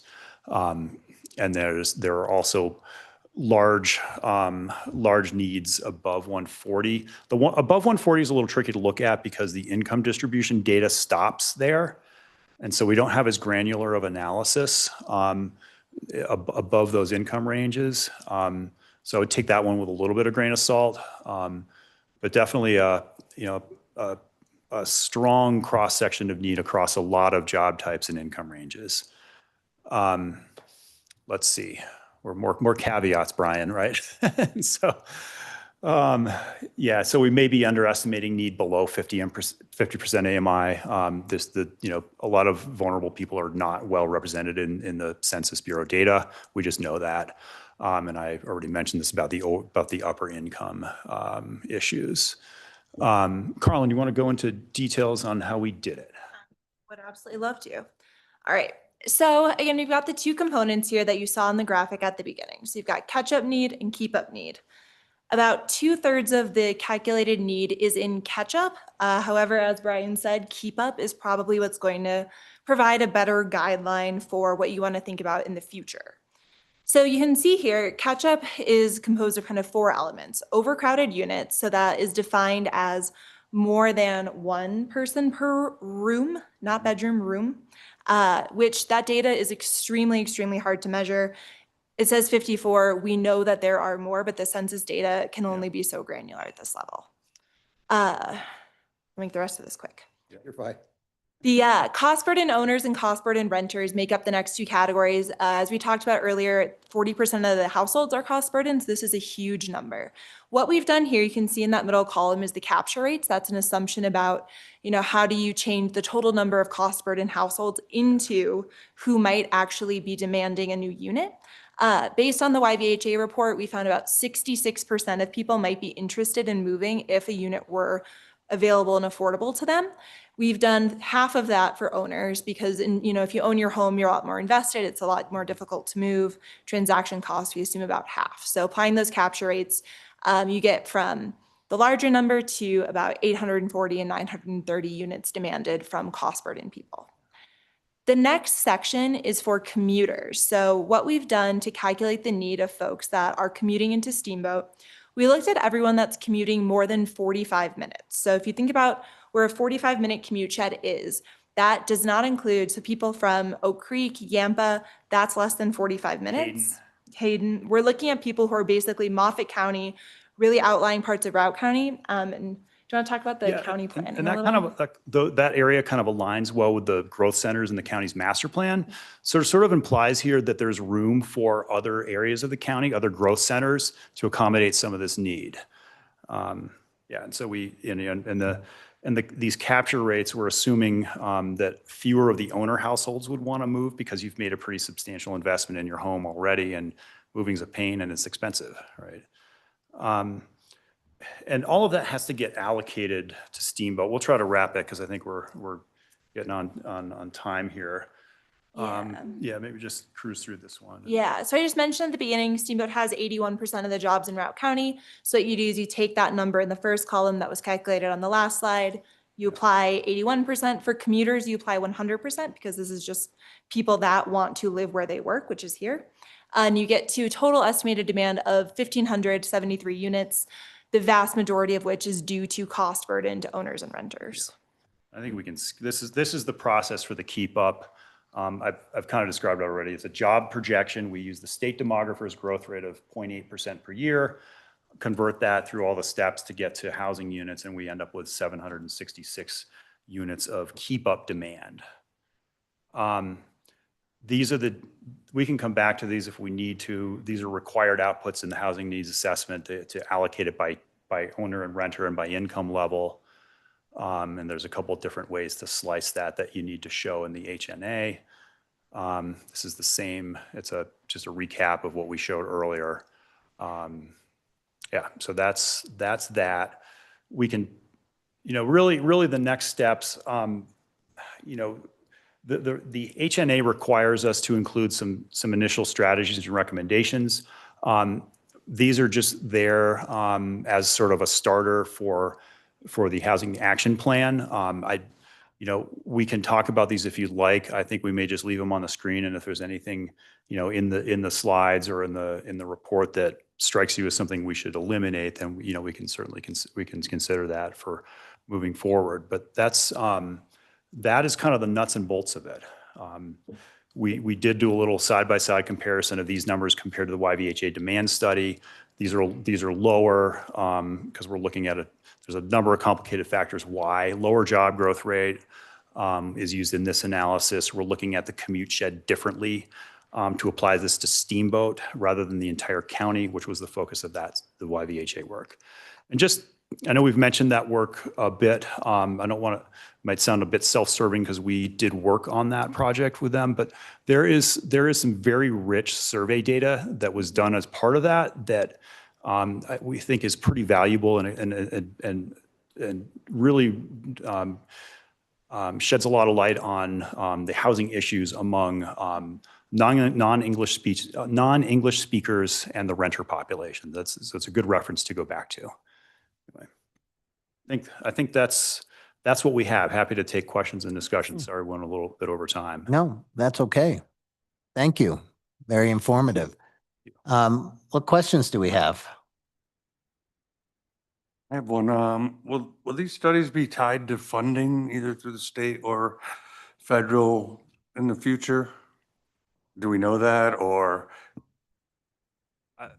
the way I have approached this every time I'm in front of you all to talk about a state requirement is the picture that's today in terms of how it is impacting our eligibility, our priority for funding is the picture today. It may not be the picture in the future. I believe this state is beginning to build some scaffolding to make compliance with state requirements a pretty critical role in determining eligibility and priority. But as Brian mentioned, it's a base eligibility for Prop 123 funding that you have a compliant housing needs assessment. And so for the city of Steamboat Springs, that is like one of a couple of things that we need to do. We have already met our current 3-year commitment. So that sets us up to be eligible for the next 3-year cycle. We have completed and the state has signed off on our expedited review process. So when we get the HNA in place, really the only step remaining for us is to submit that next 3-year commitment for years 2027 through 2029. So again, that's a base eligibility to be able to receive those funds. Is there any feeling that having these numbers could mandate us into something in the future?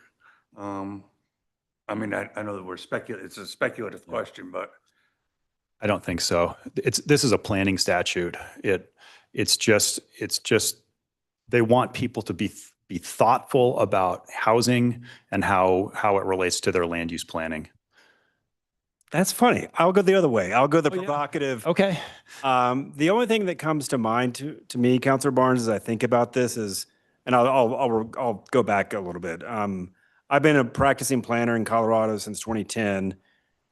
Arriving in the state, I was a little surprised how what I would call light the growth management legislation, the way in which the state was directing or incenting planning and housing conversations was, but the state, to borrow this term, is playing a very rapid game of catch up to create a whole suite of new legislation that, in my estimation, tends to track the Californias, Oregons, and Washington states of the world. And if you follow that to its logical end 10 years from now, we could be in a different paradigm. To Brian's point, it would probably require additional legislation. But you know, we are tracking in that direction, and it will really kind of be up to the legislature to decide, do we go a step further and a step further and a step further, and what might those requirements look like? So there's a lot of this that feels like California and their regional housing needs work that you have to do that actually does have real commitments that have to be made by local governments. You know, has created opportunities for developers. If a community is not making their commitment, they can essentially walk in the door with a proposal that frankly has to be approved if it helps that community meet their local commitment. I don't know all the details, but I mean, there is a pathway towards something like that. But we are in the very early stages of that. Yeah. Doesn't sound good. I'm assuming you don't have these numbers, but you know, what I sit on the RTA board. And so I look at these numbers of 1573 for catch up and 767 for keep up, and wonder if we had a full functioning RTA of, 30, a bus every 30 minutes from Craig, to Steamboat, and, every 30 minutes from Yampa, to Steamboat, how would those numbers of demands change? That is such an awesome question. Do you want to go for it? I was gonna say, I think that this gets to a couple different aspects of the catch-up calculation. So I know we mentioned, let's go back a couple slides here. So the commuters, you can see, we've got this large number of people that are commuting in from over 45 minutes away. And so kind of part A is if the RTA, if it can make that commute more comfortable and more fast, I think people, there's less pain there. They're more willing then to continue living far away. It lowers the desire for them to move closer to their job because now, you can do work on the bus. You can have, more reliable transportation to get into Steamboat. So maybe you're happy to stay where you live now. And I think by we're only including greater than 45-minute commutes in this. So, Hayden is still kind of within this commute shed. It's so that like people commuting from Hayden aren't really in this. So this kind of builds in some flexibility for it's really nuanced, but it, you know, sort of creates an allowance for some of these communities that are growing on their, you know, that are becoming their own thing, right? Like Hayden, to continue to grow and be its own thing, its own community. And, you know, the RTA will just further, I think, increase quality of life for people commuting in. I think the last point here is that commuting does make up a very small portion of the catch-up need right now, with the largest portion being from cost burden. And I know this isn't the official definition, but transportation costs are a large part of a household's overall, you know, cost of living. And so lowering that might take off some of the pressure. However, reducing kind of the number of commuters in doesn't do too much to take down, catch up the way that these numbers have been calculated. Yes. Because I think that might be a great question for your RTA survey. I mean, because I mean, really from the perspective that I think it's also when you has something to do with lifestyle, right? I mean, in the sense of just asking those questions, right? Yeah. As opposed to making assumptions. Well, and I'll add, I mean, the big driver for that is, I mean, a lot of that is about choice riders, and it's choice riders that are commuters. And you heard in this presentation, and it was sort of just discussed in the previous item, we have a lot of industries and sectors that have employees that are not working 8 to 5, 8 to 6. And so does the service meet the needs of someone who's working 2 p.m. to 10 p.m. or midnight? That's the sort of open-ended stuff that really the service matters a lot in terms of the ability for folks to essentially convert from auto trips to transit trips. Other questions? Yes. I had a little, I mean, maybe not so much about the data. Again, really appreciate what you've done. I think this is great work. I think it absolutely augments what was done in terms of YBHA and the research that has been done, and certainly refreshes a lot of the information as well as digs a little bit deeper. My question to you, Brad, is that we have the housing strategic action plan. Yes. And so, you know, when I look at kind of the recommendations, I mean, it seems like we've got a plan, right? I mean, in terms of we've laid out and we've talked about these various different options. So to me, it doesn't seem like and what we need to focus on is what the work that's already been done and fill in the slots. So the question there is how does that, you know, what's the crossover, or how does that integrate into the next steps? Sure. So my job is to make sure the city of Steamboat Springs is compliant with the emerging and evolving set of state requirements. And to your point, we have a head start. We have a housing market and demand report that EPS and the Housing Authority worked on that, to Brian's point, like gave us like really valid and good information that otherwise we would not have been able to bring into this. The survey being a real sort of value proposition there, because we could actually sort of think about capture rates. Like thinking about potential movers without data is a total crapshoot. But to have an actual survey that was statistically valid really helps with that. So that allowed us to really do this for you know, efficiently. And similarly, and in many ways, it actually worked out pretty well. The housing strategy that you're referring to was adopted by council in 2024. It kind of had a 2-year sort of viewpoint. Both the housing needs assessment and the upcoming housing action plan have a 6-year plan horizon. So it actually works out relatively well that we will be sort of at the end of like the expected life of that existing housing strategy and roll into a new 6-year version that meets state requirements. So in many ways, like it's actually been relatively efficient, and it will be a continuation of the work that we've done already. And in fact, I think the 6-year window may be really helpful to think about what can we accomplish in years 1 and 2, but also set pretty aspirational types of activities and tactics that maybe are those out years. Because right now we're really focused on what could you do in 2 years. I think noting some pretty novel things in the future, I think for the purposes of continuing to adjust to what's the data is revealing will be helpful in this community. There'll be a lot of work to integrate the previous housing strategic plan, all the policy development you're working on now. Like it's you know, we're going to make it all dovetail, not reinvent the wheel. And a quick follow-up related question is, where are we on our housing dashboard? We are getting ready to launch. We've accepted the tool. Literally are writing like the web page that creates the external link. My expectation is that will be live next week. Great, thank you. Question? Okay, hi. Thank you for the information. It's always a pleasure having both of you join us. So thanks for being here.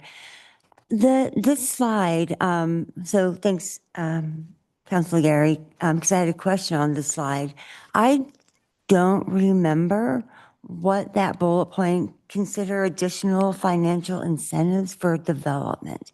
Have we talked about that? And can you give me some examples of what we have talked about? Because I'm not remembering. I'm going to preface this a little bit. These are intentionally broad right now for this document because we want to be careful not to put anything in this document we're going to submit to DOLA that we're going to have to backpedal on later. Totally. So we've put some really broad, pretty typical recommendations in this. And so your question is about specific examples of financial. Well, whenever I say we're an incentivized development, I think we're an incentivized developer. So what does this mean? I'll take it. So we're talking about making it easier to build affordable, attainable housing.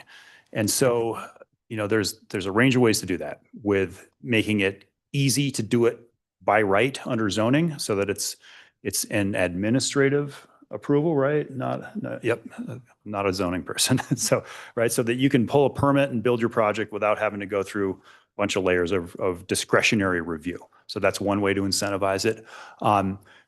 Our world, we think a lot about financial incentives, so gap financing, or reducing the cost, so fee waivers and rebates. So paying impact fees on affordable units when there's an affordability guarantee, having a funding source like your STR fund to use as gap financing.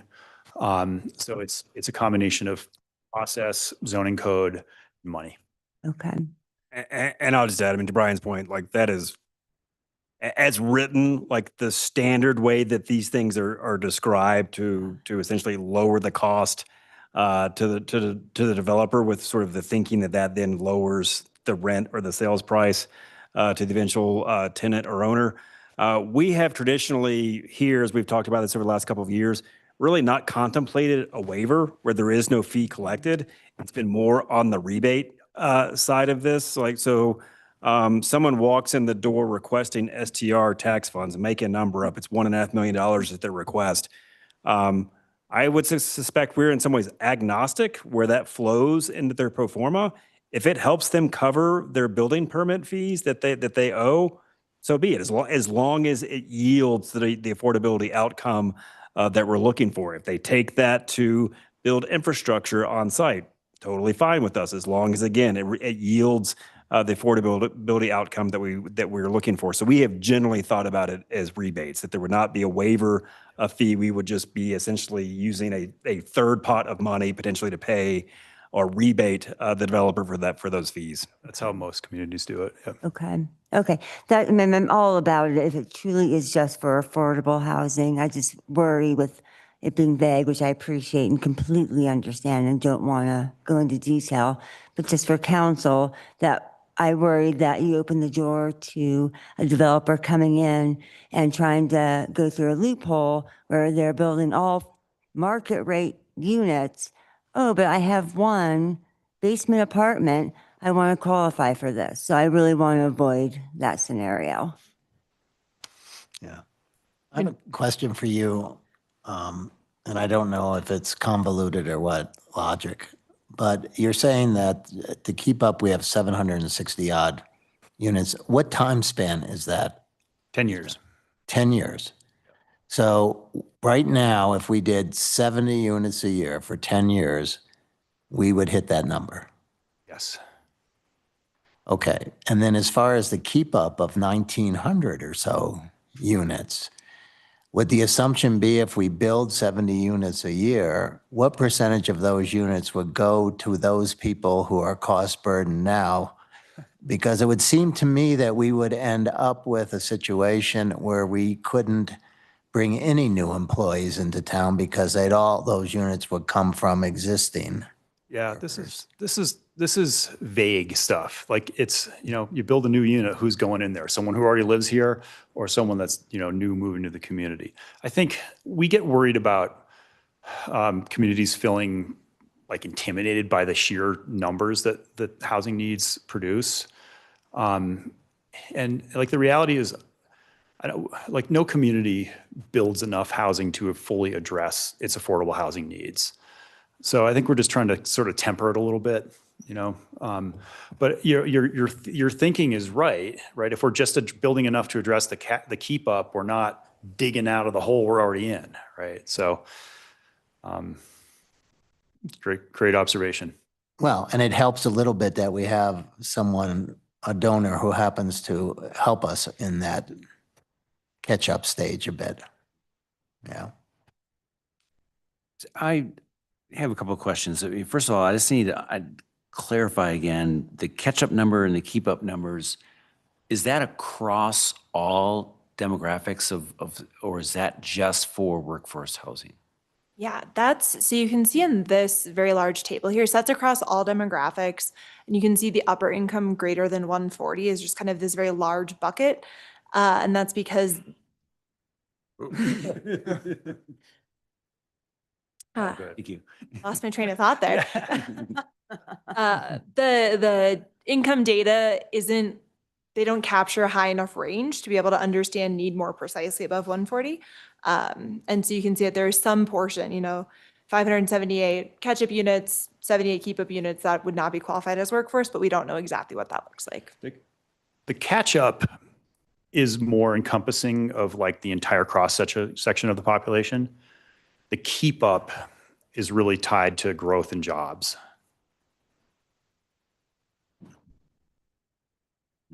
Okay. Council, do you know anything? Great. Yeah, and so the question, I guess more to council is like, even if we had the money to build all this, where would we build it? I mean, we can only build 400 units west of. It kind of connects to the constraint analysis and stuff, but I think more. Yeah, I'm thinking back to the constraint analysis and I'm thinking, where do we put those, even if we wanted to put those? Yeah, and to me, when I look at that and I see this from a regulatory with DOLA wanting to have the Senate bill really requires us this needs assessment. So we put that there. We've now checked that box and we're really going to go forward with it because there is some funding opportunities that may come in the future. This is one of those check boxes that if it's not checkbox, don't even apply for the funding. So I looked at this from that lens. Right? Try not to dig too deep into the details of like, how do we accomplish this? More looking at it from the aspect of like, okay, what I loved about this is that it really identified, where our housing needs are. But it still has a lot of gaping holes in the fact that we didn't talk about Hayden, right? Hayden and the RTA and what Hayden's doing with their housing. We've talked about our housing assessments in a countywide sense of like, what is Hayden doing for Routt County, right? And we have a lot of developers doing some stuff and it's not in our purview, right? But we know that that's going to take a burden off of a lot of the people locally. And we just don't know. And so to me, when I was looking at this, I wasn't burdened with trying to solve this with this data. The data was a little overwhelming with some of those numbers. Yeah. And we saw those numbers back in 2017, 16, when when the Housing Authority got the mill levy, because it talked about how many we were behind. It was like 1,600 units. We're still about that same mark. Even though we built a lot, because what we built is a lot of the not the keep up, but the keep up, right? Because people move in, the population grows, we need more housing, and we kind of been doing that, but the catch up is really kind of where we really need to focus on. So to me, I don't want to get too much in the burden of like solving this. And to me, it was just respecting the fact that we now have this on the shelf. We can definitely go back to it, and we need to use it with the DOLA to really maximize our STR funds that we have, because we're really blessed to be able to say if anybody wants to have any matching funds and DOLA has some kind of opportunity, and we've done this Senate bill housing assessment. And we're like, okay, we can give some money, and they give a big chunk of money, and then we can do something at the Campbell property, for example. So I don't know what the future holds, but to me, it was just solidifying what we've been following for the last 9 years. And we really haven't gone far. Because the population keeps growing and the need keeps growing. The one thing that was interesting at the farmer's market this weekend is there was a guy that's been there since for 47 years, right? And so I asked him the question, and we were talking about housing and not doing the Brown Ranch or the Slate Creek and not doing some things. And I'm like, well, when you moved here 47 years ago, where'd you live? Couch surfing. Right? I mean, in this ski town and a mountain town, I've talked to people throughout this last 6 years on council, and it's funny how when people moved here, not a lot has changed. It's very hard to live in this town. And so the one thing I circled on this assessment to me was the 30%, which is where we standard say it should all be. And I just don't know many people at all that live in this town that can afford 30% of their income for their housing. I mean, this entire town is almost cost burdened, unless you're, wealthy and you have a house that's paid for or something like that. So to me, it was like, we've seen this cycle for 30 or 40 years, that it's just an expensive town to live up in the mountains. And yet we keep using that as we want to achieve that 30%. And one thing I wrote in here is, I just don't think it's achievable.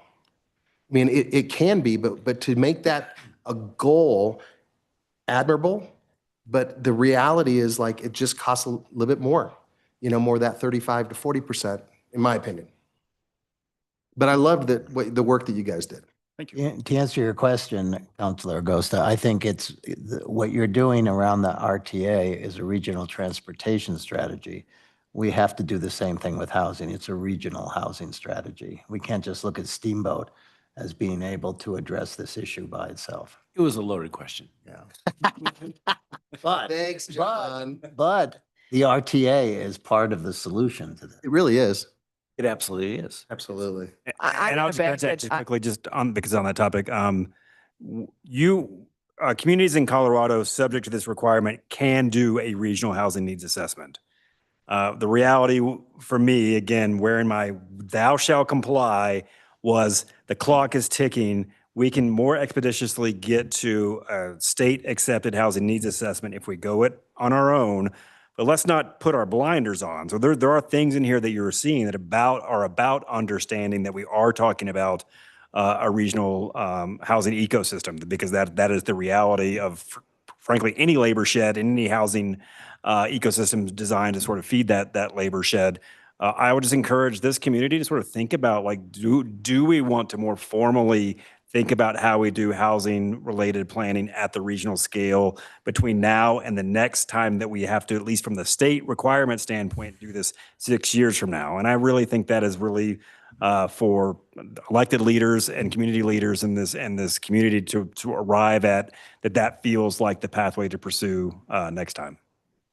Well, no, I would just say I'm going to ground the conversation a little bit in the sense that we hear repetitively from our community members that one of the major concerns is that they're concerned about our small town culture, right? And so, again, that means something different to everybody, but it certainly means knowing your neighbors, right? And having a diverse community and, the people who work here, being able to live here so that when we go to the grocery store, when we go to the post office, we're running into people that we know. So I'm going to beg to differ on, looking at this from I think looking at it from a regional perspective, but I do feel the obligation that if someone works in this community and wants to live here, we need to make that happen. And we really have the best opportunity. I mean, land in the STR fund that we have from city governance. As you work with CAST, when you look at Telluride, Box Canyon, no land, basically they have to build back outside the community. And that's just more commuting and more everything else. So we're really blessed right now. So we have a lot of good opportunities. Is there a next step action here? A what?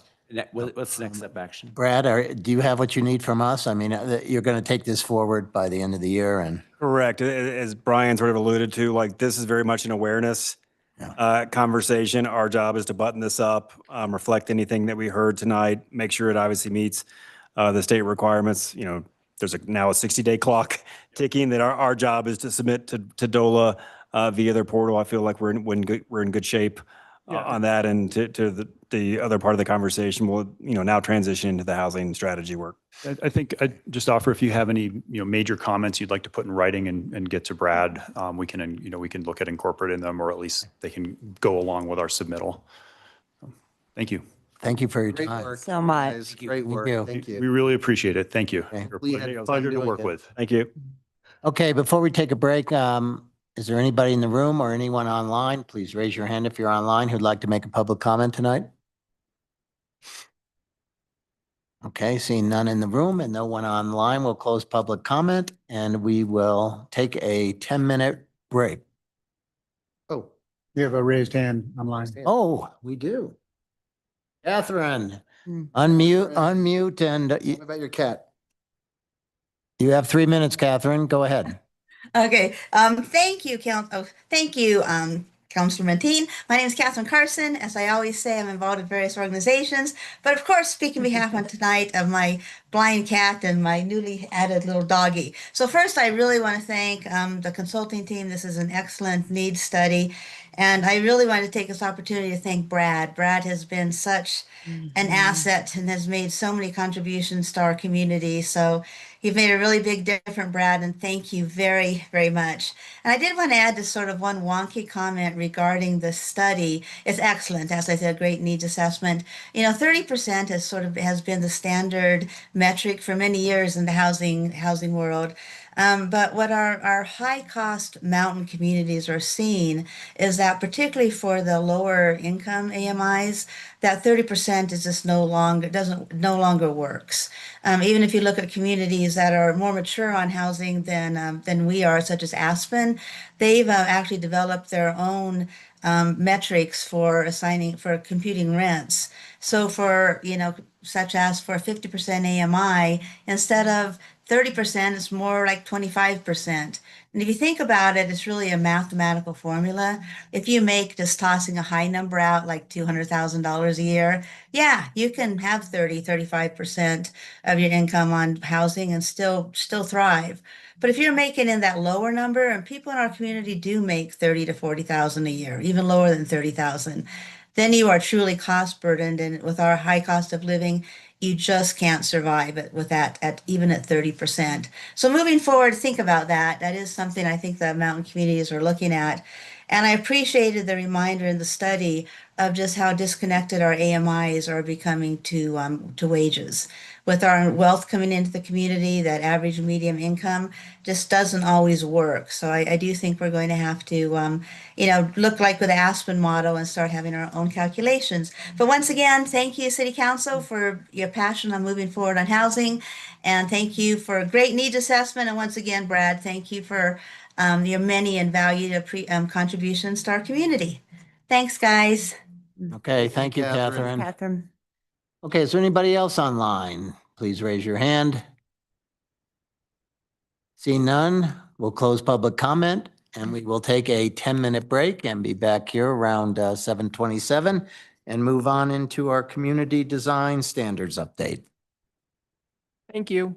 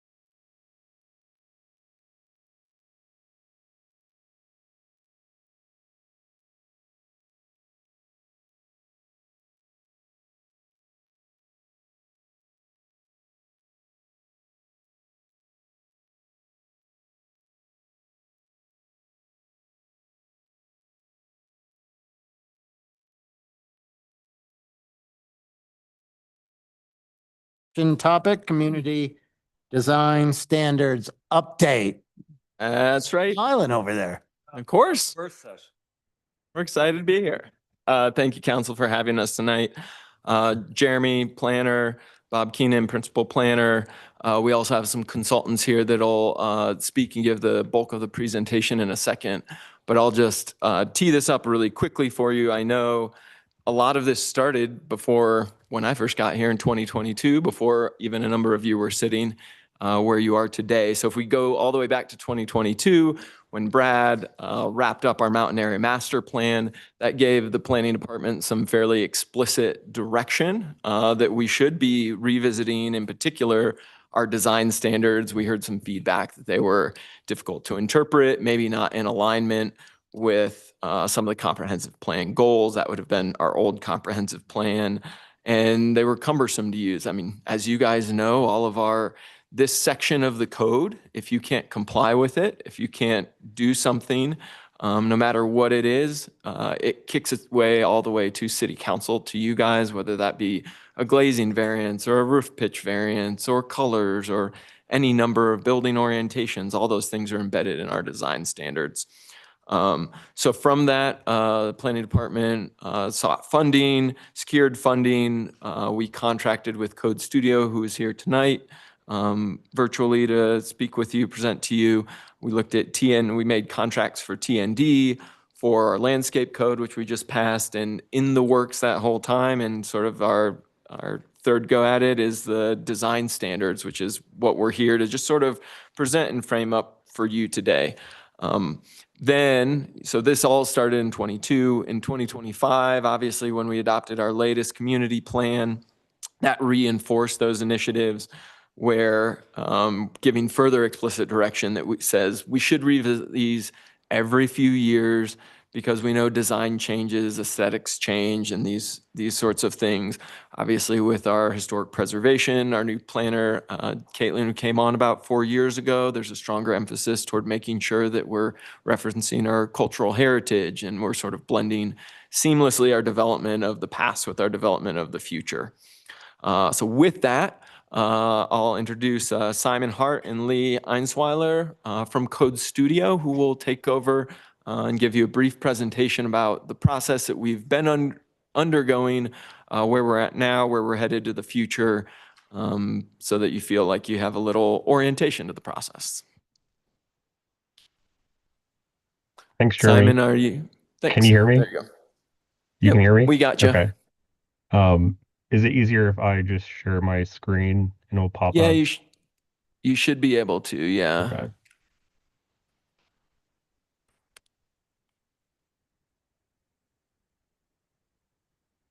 See if this works. Can you all see that? We got you. All right. Okay.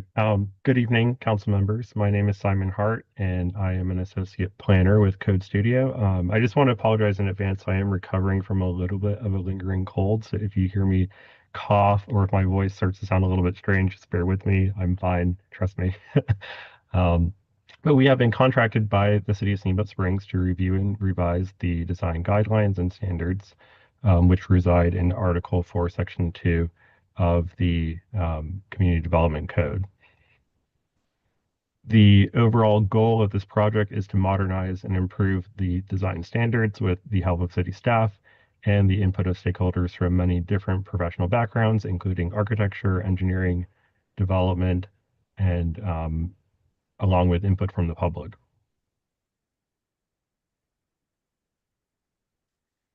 The design standards apply to specific types of development, including duplexes, multifamily, commercial, and mixed-use projects.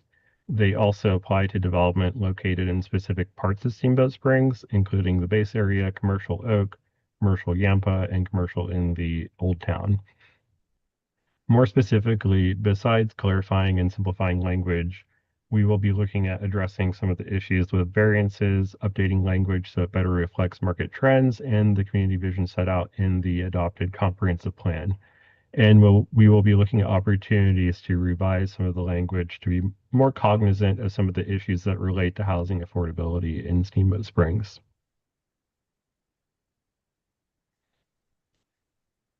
In the scope of the project, city staff have outlined several tasks to keep the project going. Currently, we are at task 4, which is the diagnostic. This document will provide us with a clear path forward for how we will approach changes to the design guidelines, and there will be opportunities for the public to provide input, along with continued input from stakeholders and Planning Commission.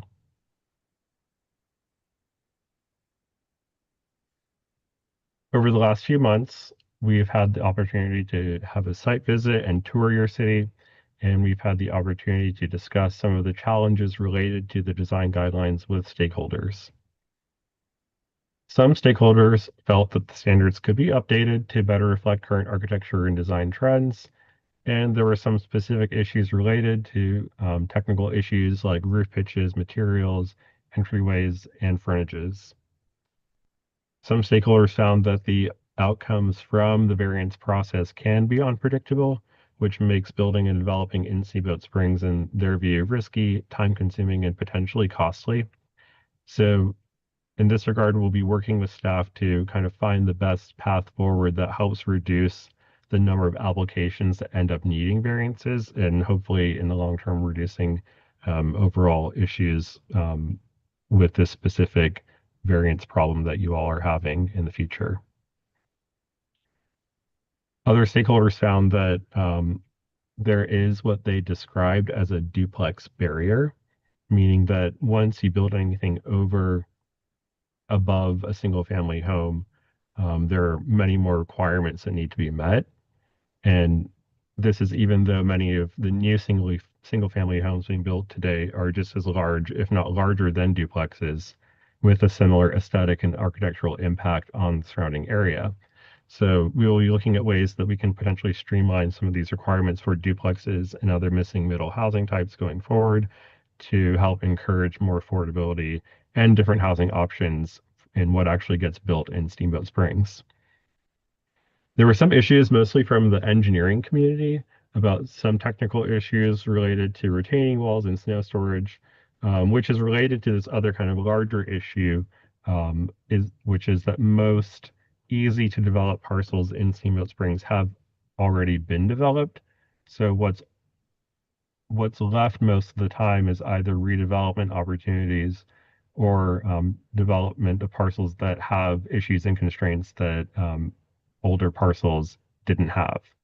So while some of these issues are not explicitly covered in Article 2, Section 4 of the code, which is where the design standards live, we will work with staff to see if there's a path forward on any of these other issues within the scope, or if these get tackled at a later point in time.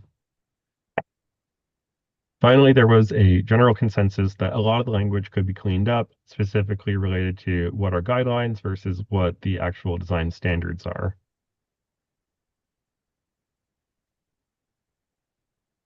Some of the top issues from city staff relate back to what we heard from stakeholders, notably the variance issues, the difficulty staff sometimes has of pushing back when the standards are gray or soft, inconsistency in the application of standards just due to their sheer complexity, and being cognizant of the cost of certain standards when affordability can often be one of the goals of a development project.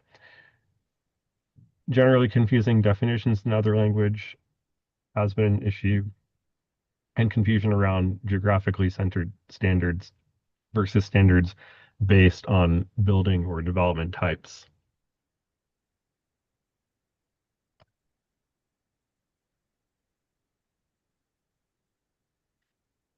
I just wanted to provide this refresher on the original purpose and intent of the design standards, which is generally to direct the overall scale and character of new development in Steamboat Springs, and to help ensure that what does get built is of a high quality and it reflects the sustainability goals of the community. This is just also a quick reminder that our goal here is not to change the original intent of the design standards, but rather to just improve and build on what has already been done already.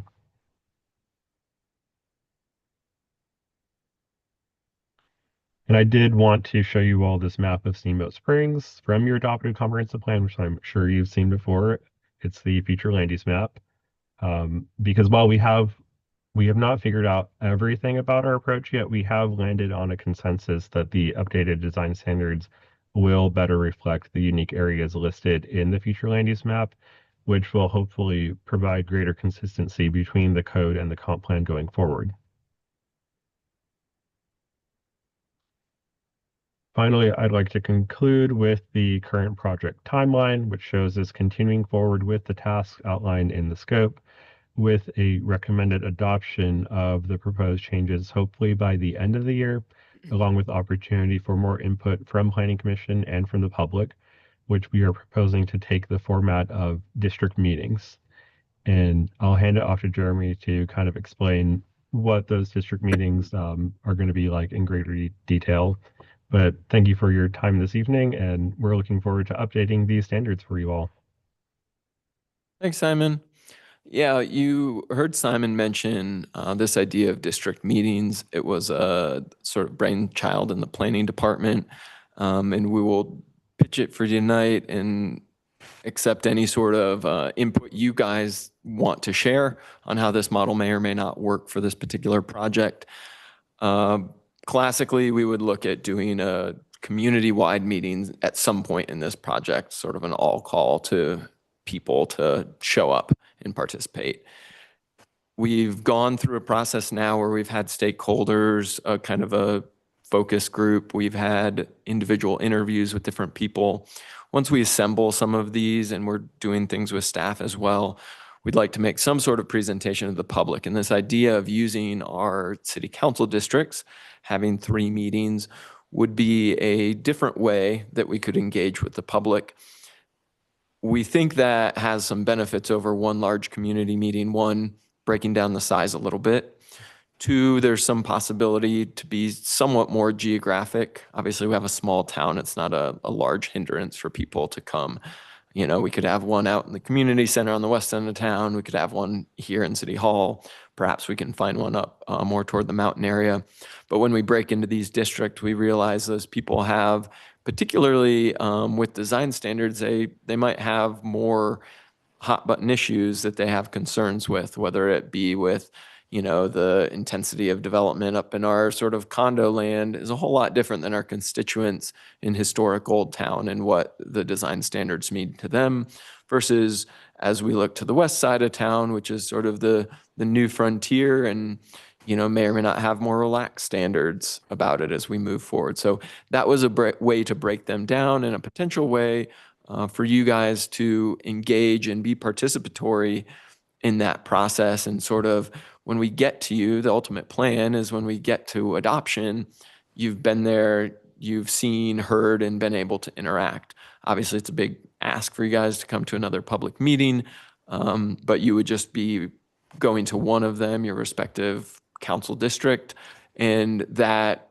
the intent, I guess, in this model, and we can carry this as far as you think, and you guys can discuss amongst yourselves, would be that we could present any relevant sort of like district topics and be a little bit more engaging. It doesn't just have to be, in fact, I would encourage that if we're going through the effort of advertising and getting people there, that we don't just hinge on just design standards. That would be a piece of it. For all intents and purposes, they could talk about, this is a planning side, big development review projects going on there. It may be a model, if we pilot it, you know, that could be a relief valve for people wanting to be more engaged and interacting, rather than just having their 3 minutes at the podium. Obviously, we would facilitate this to make sure it's not grandstanding, it's an informal activity, but that's an idea we have that I present to you today. It may be something interesting. It may not be. So we'll accept feedback on that. We'll accept any broad questions about the design standards. Obviously, this was more of just an awareness campaign. We're not here to solicit any particular comment. You know, our goal is to collect that public input and present it to you as what the public and our particular professional development community thinks is right. So with that, I will stop talking and turn it over. Okay, thank you. So Counselor Agosta, why don't you start? Surprise, surprise. I have a Surprise. question. I'm assuming you'll have this, but when you put together the community design diagnostics and review, or I guess by June 22nd, when you do the planning commission review, will you have a highlighted version of your changes and your proposed changes at that point? Probably not by the planning commission. And even what will be sort of hesitant or withdraw, we've been working with Code Studio on this, is to make sure that even by the time we get to the public, this is obviously very important, that we don't have decisions made. So sometime, even if we think we're trending toward ideas, it's really important to keep those close to the vest. Otherwise, if for real reasons and perceived reasons, it's not a true public process if we start putting out there where we think it's heading. We really do want to solicit that public input and make sure it gets woven into the discussion. In my public facilitation experience, you show up and you sort of give them the draft of what you're thinking. It's disingenuous to the process and doesn't build a lot of public faith in what you're doing. I call that taming the design. You've already tamed it before they even had a chance to, see what else could be out there outside the box. Yeah. So we're actively collecting that information. I'm not saying we will withhold it in a disingenuous fashion, but yeah, putting it out there before it's done would lend some sort of credibility that an idea may or may not deserve. That's great. Other questions? Just following up on that, though, then how does this, I mean, to the extent that, number one, you've already spoken with stakeholders, right? So number one, who are the stakeholders that you have spoken with, right? And then kind of to your point of trying to maintain a blank slate, we still have commentary in here that is not a blank slate. i.e., roof pitches, frontages, Yeah. So I think the idea of talking to people in preparation is to understand what our highest hot button sort of issues are. When we talk to our stakeholders or like our focus group that we pulled together at the highest level, I'll tell you, we have Planning Commission, HPC, we pulled a few architects that we did not interview. So we had these separate interviews of what would otherwise be our power users, some architects and some engineers that got a little more face time in depth. Then we had this group that came together representative of, again, architects, Main Street Steamboat, Planning Commission, Historic Preservation, Development Community, so that they could all be in a roundtable fashion and help solve problems collaboratively. Because if one person says, I really hate this, and the other HPC person says, well, this is really important to our historic character of the community, that roundtable environment is very important. So through that process, what you see is, I understand you're feeling some things have baked in or come out. What has come out, though, is we haven't set a roof pitch. We haven't set glazing, but this community who are power users of it have brought it in and said, these are things, here's why it doesn't work for us. Here's why building codes have changed and we can't get always what you're asking for, how it limits our design capacity. We get to the more sort of layperson into the public. They've never heard of the design standards. They couldn't tell you the difference between if they think 20% glazing or 25% glazing is going to be good. So we have to tee up that meeting to some degree and say, we hear that this glazing thing is a problem. Here's some imagery that you can look at. And is this offensive to you? Is this better to you? And have some sort of framework for decision making, or we'll just never make much headway in a public meeting. Mm-hmm. Mm-hmm. So, I mean, and just to clarify, so at this point, right, the stakeholders really have been more, as you say, whether it's Planning Commission, developers, architects, engineers, and Historic Preservation, Planning Commission. So you get maybe, well, but not necessarily any standard community members. That's right. And we had this discussion internally. Actually, Bob and I brainstormed over this. One of the ideas, a lot of times you get issues, whether it's, let's say, affordable housing. And when you have an affordable housing issue, you can go out into the community and find a representative community member that might be able to speak toward difficulties with affordable housing. Under the current circumstances of design standards, there was no reason to pick out any one person from another that would have particular input. They would just bring their own sort of personal opinion and bias to the table that didn't otherwise have, for lack of better conversation, like particular value to that discussion. You know, they may be a design professional, they may be an art person, they may not be, but just to show up and think that they are, if you bring in a lay person, you want to think that they're speaking on the behalf of some group of persons. So in the housing scenario, they're speaking on some group of people that have struggled with affordable housing. Anyone in this kind of design review process wouldn't necessarily be speaking on behalf of any group in particular. So we opted to leave them out of this first iteration of discussion. And that's why this next phase is very important to Yep. engage the rest of the community. And so, yeah, this is just data gathering right now and getting input. And I think Jeremy summed it up well. You know, those folks that touch this community development code and these design standards on a daily basis can give us some really meaningful impact that can help the consultants come up with this diagnostic. Like, all right, these are the rubs. This is what we heard.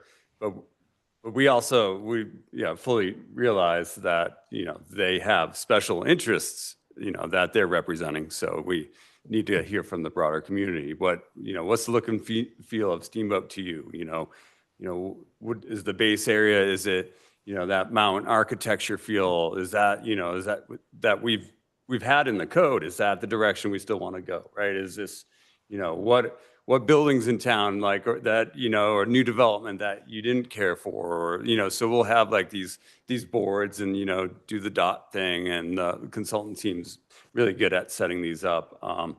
Staff will run it, but they'll give us all the materials for it. And so this district, it was just an idea to support the council goals that you guys have, and it can, you know, we just thought we'd throw it out there as an idea, so. Yeah, no, I mean, I like the idea of the district. I mean, in terms of, I mean, certainly, you know, it's a way to hopefully facilitate some input. Mhm. Yeah. And Councilor Barnes, you could go to all of them, so. No, it's interesting because as we look at the mountain area plan that we passed a few years ago, and there was a lot of discussion to the design standards that were up on the mountain that were changing. And a good example was like this sharp pitched roof of some of the Black Hawk townhomes, you know, and they were cinder block and kind of modern, but they were forced to do this pitched roof. And then, you know, through the variances and through just with the market share, they wanted, you know, flat roofs. And we're starting to see this attractiveness to flat roofs and how it lets light in and stuff. And so are you, the CDC that we're talking about in your conversation that you could have with the community is to bring up all of these design standards in the different zones as well as just the whole CDC, correct? Correct. So the way our design standards work right now, we break it down to, we have commercial, we have mixed use. So it's, what's interesting, Simon touched on, but if you're not familiar, it may have gone quickly over your head. We do it by building types, and then we also do it by zone district. So it's a mixed bag. At some points we talk about Yampa Street, we talk about Oak Street, we talk about downtown, but then we also talk about, again, the building types, what type of building is, and there's provisions in there. So if you're building a residential building, multifamily building on Oak Street, you know, which one takes precedent. So it's a little mixed up, but we are reviewing all of that. We're also, where appropriate, it bleeds outside of, this is mostly contained, Article 4 would be our design standards. We know it touches into dimensional standards. The code is intertwined. We have the unenviable job of Bob and I figuring out where those boundaries and guardrails are, but we want to make sure the code speaks to each other if we have to step out of the lane to grab dimensional standards, which come from, other articles and talk about how high or what plate heights are, we will explore that as relevant to make sure that we're taking advantage of this code rewrite to actually move the bar forward. Yeah, and I think everyone's familiar with scope creep, and as you pull one thread, it's just like you can never like stop, So those items that come up that feel like they're kind of out of bounds for this project, we will park and we will make them part of the presentation. And like we've heard these things, they were out of scope, but we can prioritize them in a next code amendment as needed. So we'll certainly track those, even if we can't actually make those changes with this project. I have a question on that. One of the top issues that city staff raised was the clarification needed on standards versus guidelines. Yeah. So as you move this forward, what is your thinking around guidelines? Are you more inclined to move away from guidelines to more standards, or what is your thinking about that? So the feedback we've heard, and I'm going to answer you without fully answering you, I'll tell you why, is the feedback was that people are confused by these two things, right? Our standards are our standards are our standards. The guidelines are, by definition, supposed to help us if we're reviewing variances to those. The odd part, and what people point out quite often, is that our guidelines don't always directly support standards, and maybe sometimes you want some guidelines to be standards or vice versa. So we aren't at this time. I won't offer my personal opinion. I can honestly say there's not a broad staff opinion that I could even give you a hint of. But we are exploring what that looks like. We're asking our stakeholders. We're going to ask the public. And when we get sort of the end result of, we got to develop the finish line and then pull back and help. And I say we in Code Studio figure out how we get there most appropriately and most clearly. But it has been a point of contention that we have this one sort of concrete, one very fuzzy one that bleeds in and out, even if the language is concrete, even if it tells us to use them for variances, it still can become quite confusing based on how they've been written and how they interact with each other. So the goal would be to get rid of some of that confusion, I would hope. That is the primary goal of this project, is, if I could come up with a phrase, is to alleviate confusion amongst applicants and staff reviewing projects as well. It's interesting being here now for quite a few years. The variance process is such a crucial part of any CDC, but there's been the consistent ones that have come up for 10 years that I've been involved. And this is finally the time, this is why I'm excited about this, is that we're finally going to address maybe the height ratio downtown at 14 foot. Seems like it's always an issue. And yet we don't really know the best solution, right? So it's a variance and it's in the code that you have to have 14 foot in the first floor. And yet people are always coming to us asking for that variance. And most of the time we give it to them, right? Because the common sense, what they're saying makes sense. But I think that giving this opportunity to finally go through with Code Studio and our staff and the community to kind of look at those ones that were blatantly in people's eyes always, it was always coming up as a variance. But now we can really think about it and change it and say, okay, we still need to have it, but let's kind of look what other avenues that we can make it so it's not always a variance. Right? And I think that, to me, I would like to see some of these consistent variances be withdrawn because our code is now up to date. Yeah, I think that's a large part why you're seeing so much development review as city council, because once you have a variance, then you're kicked into the city council process. And in talking with Code Studio, and they're a great resource for us. They do this work all over the country. They know the calibration of the standards, what's working well in other places. They've seen these things in other places. And, one of the things they brought up is, well, do these need to go to council? This isn't a building height variance that has an impact, like a real real impact to a neighboring property, right? Like to change the color from brown to gray, and then like, so maybe there's a way to kind of treat them differently, and perhaps they're not in the same bucket as floor area ratio and building setbacks and lot coverage and those more impactful type variances. So those are things we're excited to explore as staff, right? I mean, it's tough to see the developers bang up against this, but it's also it bogs down the whole process, And the really cool part is we've had a decade or two of these consistently coming up, and they're now the low fruit on the tree. Let's address these, and then in that process, the conversation of your district, I think that's a great way to go. I'm supportive of that. That you're going to come up with people with different perspectives, which we explain that, and they may say, well, what about this variance and that one? So I'm really encouraged that we're finally getting this to going. So thank you for carving out the time, Tom and staff, to really look at this CDC. So that's my 2 cents. Does everybody support their process around getting district input? Yes. Yeah. I support that. I think that's a great idea. Okay. Love it. Okay. And did you I have other something questions. else? I have questions, yeah. So when I first read this, it definitely came across as very much developer focused. And so, but I'm hearing also your perspective as well from a staff side.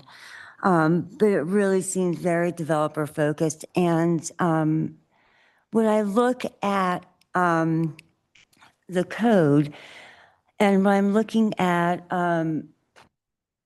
for the commercial and mixed use buildings design standards, I just was scrolling through it. I mean, we are talking about massing in here.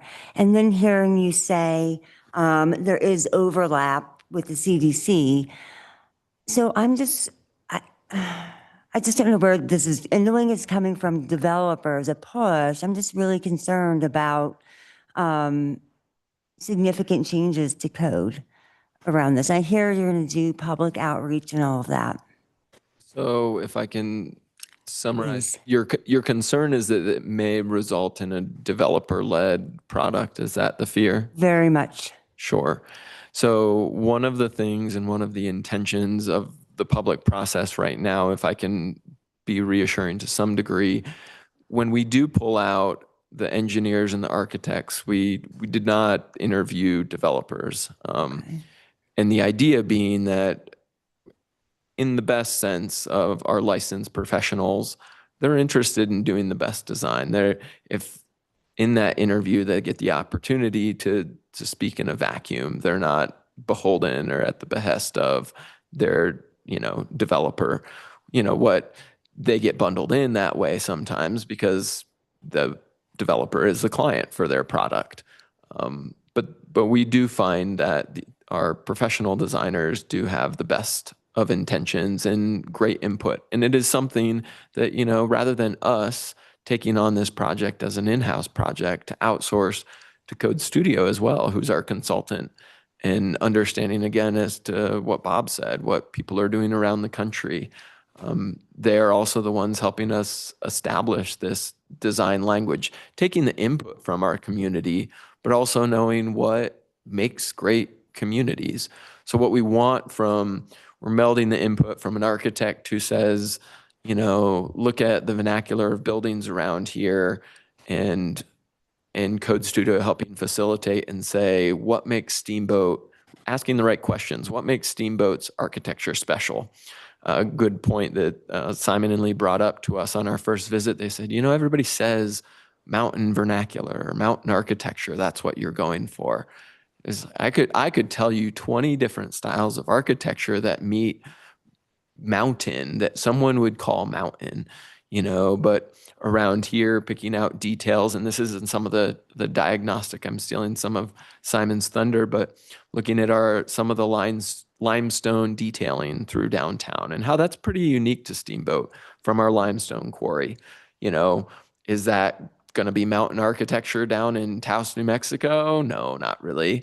but what is it about our architecture? And they're the ones to help us facilitate that once we get this data collection. So I can assure you that we are doing all we can to eliminate that bias.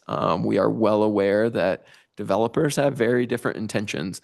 Our focus group had 2 developers out of 10 people. So we had a lot of voices in there in opposition to just, and I don't think that developers come from a poor place. I don't mean to speak negatively toward them. They just have a different intention than maybe other stakeholders. So if we get all the intentions represented, we'll come out with the best product. Okay, thanks for that. And then just 2 other quick things. Again, I think this goes back to this is driven by developers. The slide, I don't know if it has a number on it, 5, what we heard from stakeholders, it had 5 topics. And the third, number 3, was barriers to density and affordable housing. And to me, those are 2 separate statements.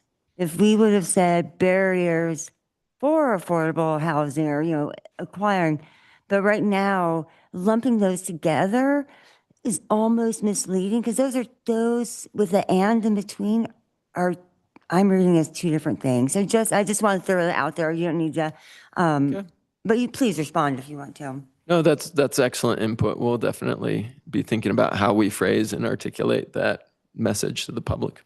Because barriers to density, I see developers going down that road. There's lots of barriers. And we also, I think you all have done a great job of addressing how can we make it easier for developers to build affordable housing. I think you all have done some really great stuff. So separating those to be really clear on what are we trying to get at.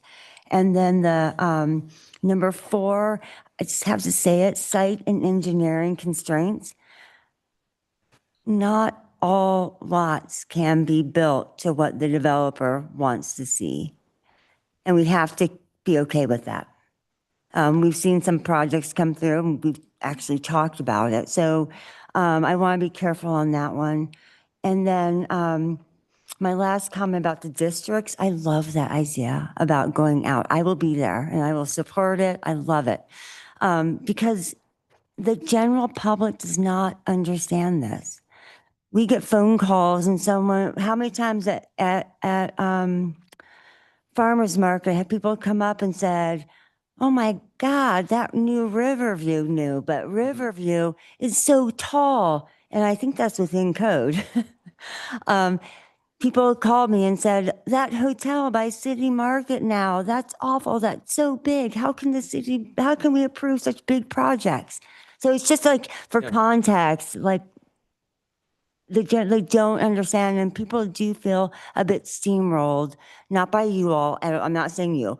I think it's our code. And so they're seeing developments come up and they just don't understand.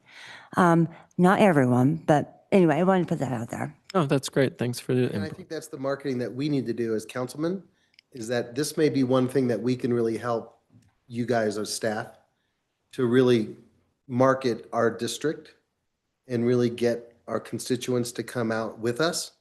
And I'm going to be there. I'd like you guys to be there. I'm going to be there. I'd like you guys to be there. And then kind of spur this conversation as we go into this next quarter. And I think we'll get some of those people and educate them. And then if we need to change the code accordingly, then that's kind of what our process is. Yeah, so I'll go ahead and make up an agenda for those proposed meetings. I'll send out some invitations to like a poll so you guys can help select a date that's most available to yourselves. And Yeah, we'll probably work with communications a little bit on helping facilitate that. And I think we'd also we want to probably piggyback a couple of themes, right, for those. So it's just, they can take a couple birds with one stone kind of thing. yeah, think about anything else that you would like to We'll touch probably on. We'll need to do some follow-up with you all on that. But We'll be in touch. Yeah, we'll get some framework on that. And I think to comment, and Simon, you could jump into on this, the barriers to density and affordable housing. Yeah. That was relating to the duplex barrier, where we treat duplex so we have pretty robust standards for duplex that may be hindering the development of duplexes, which can be a more affordable housing type. And as well as that, there's the, if you were to do a triplex, there's even more requirements for process so that, once you get into 3 or more units in a single building, that becomes multifamily.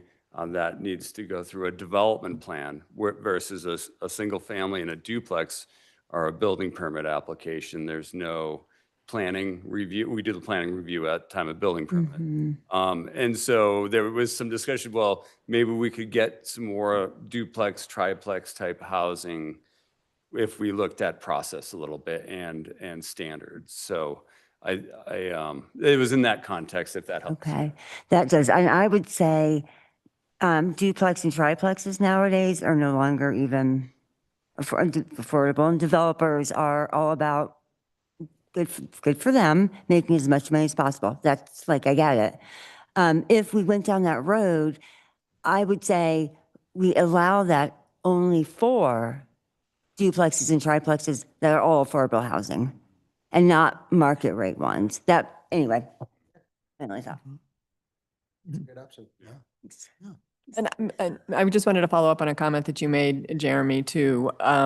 Specifically, I think when we look at that, what we've heard from stakeholders and the outdated design standards, and I certainly appreciated your comment about the rock from the quarry, right? But when I look at the recommendation, it talks about regulating mass and form rather than architecture and materials. So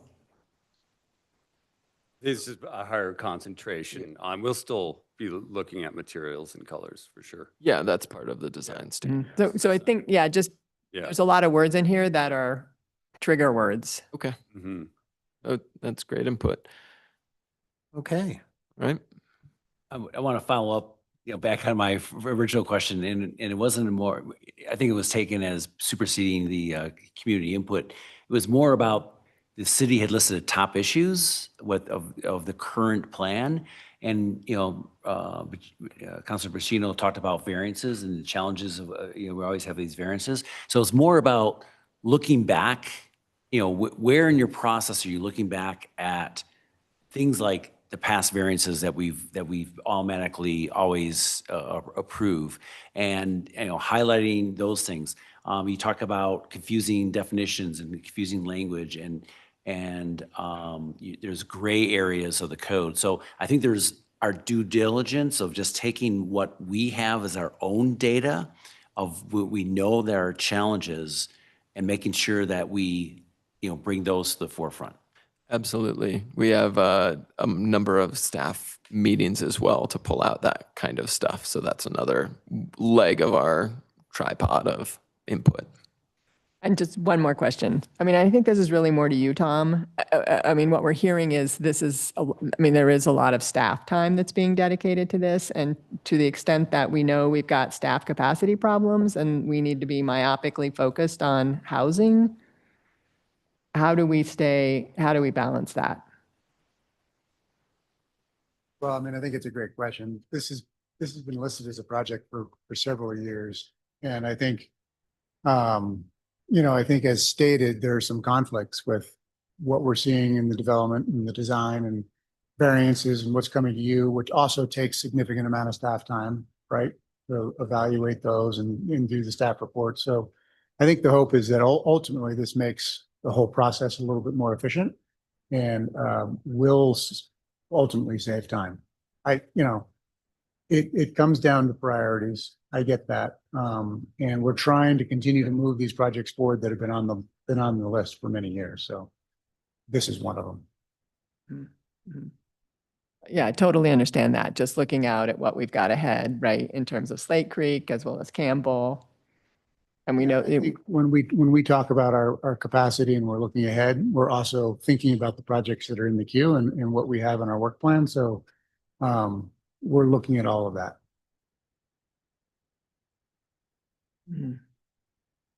All right. Thank you, Jeremy. Thank you, Bob. Thank you Appreciate for it. your time, counselors. Yeah. All right. Yeah. If there's anyone in the room Or more specifically online, please raise your hand if you'd like to make a public comment. Seeing none, we will close public comment and move on to our final work session topic, Steamboat Springs Downtown Plan Review. Rebecca, thank you.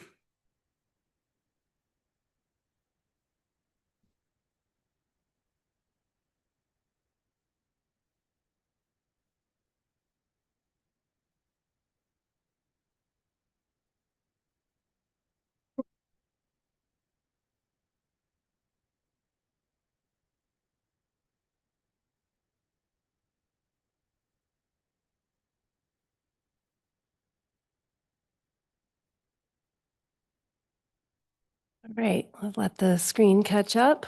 Okay, good evening, Rebecca Bessie, Planning Director. Big topic. I got a little nervous at the beginning of the meeting, but we'll get into this. Excited to be here tonight to present to you an overview of the adopted downtown plan. So tonight we're just going to review the plan sort of high level. Just noting here, this does align with your goal to look at the dimensional and development standard recommendations that are in the downtown plan to ensure continued economic vibrancy in downtown Steamboat Springs. I was sort of chuckling in the back of the room at the beginning of your meeting earlier when we were talking a lot about codifying standards, because I was looking at this slide thinking to myself, oh, I got that wrong. I didn't word their goal correctly. But for fun, and I hope you think this is fun, I added a new slide. So assuming that I understand the phonetic symbols in the dictionary, it is pronounced codify, rhymes with modify, and it means to arrange rules and laws into an organized systemic code, organized fashion. So all of our regulations are codified into our municipal code. Obviously, the downtown plan contains a lot of recommended strategies, some of which the logical way to implement those strategies would be to make amendments to our community development code. Most of the recommendations in the downtown plan would not involve code amendments. So I think, the word codify is a little awkward. No one knows how to pronounce it. I think what we're really talking about is implementing the downtown plan, trying to identify which of those recommended strategies we want to target moving, sort of first, and what we can fit within our established work plan. That's also another consideration that I don't want us to lose sight of. But we're really just talking about implementing recommendations, some of which will be potentially adopted into code. And of course, then they are codified into our municipal code. So back to the original slides. Several years ago, the council at the time had an adopted goal to adopt a downtown master plan. We hadn't had a comprehensive downtown plan since 1999. So we went through the process to create and adopt a downtown master plan. And the objectives of that project were to define and synthesize the complex issues and often competing issues that occur in our downtown and influence our downtown, and then to provide guidance for how we would implement and prioritize the plan strategies. So that downtown plan was adopted by City Council in March of 2019. As with all of our long-range planning documents, the role of that plan is to provide that long-range view, document the vision for the future. It identifies challenges, opportunities, provides options for how we can address the issues. Plans are advisory, they're not regulatory. And it provides an action plan or a guide for how we would take some steps to implement the plan.